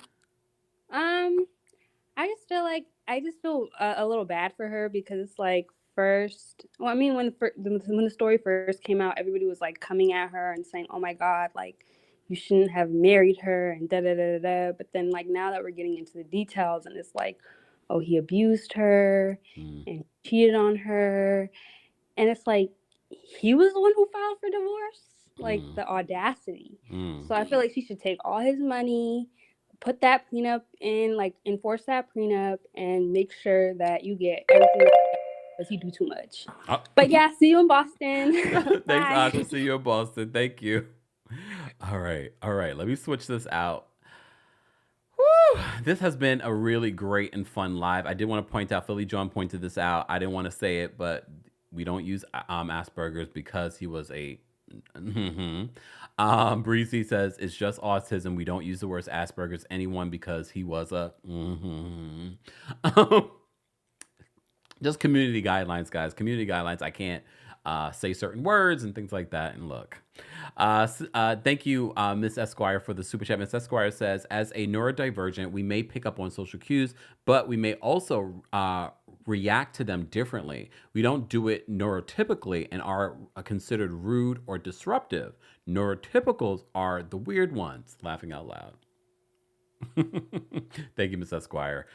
We always appreciate your support as well. Guys, if you haven't already, be sure to like the video. Be sure to share the video. If you're part of the replay crew, be sure to let us know your thoughts on any of the topics that we covered in our Thirsty Thursday. All right. Shout out to our King's Guards for holding us down, because I know people have strong opinions on so many different things that we covered today. So shout out to them. Be sure to thank them as well. Thank you to our channel members. Thank you to anyone that became a channel member today or in the last week or have been members. If you would like to become a member of the channel, head on over to teamkempire.com/join. And don't forget to check out the description for all the information on our partners. All right. Thank you all for being here. I will see you guys later. Have a great rest of your Thursday. Oh, and as always, I'll post the link to the full interview with Shannon Sharp and Amanda Seales in the description. All right. Bye. Je begon aan mijn best life, yeah. Je begon aan mijn best life, yeah. Something you and me, oh. Je begon aan mijn best life, yeah. Jumping, flexing, I know. I just want to know. Something you and me, oh. Je begon aan mijn best life, yeah.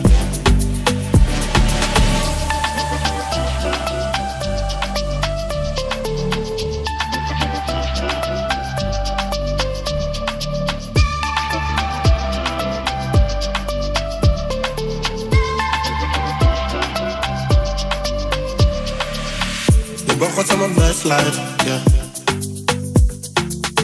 Je begon aan mijn best life, yeah. something you and me,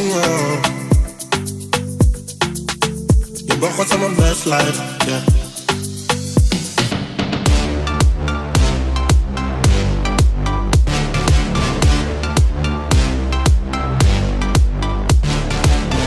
Jumping, flexing, I just want you to know something you and me, You both got my best life, yeah. You both got my best life, yeah. You both got my best life, yeah. Something you and me, You both got my best life, yeah. You both got my best life, yeah. You both got my best life.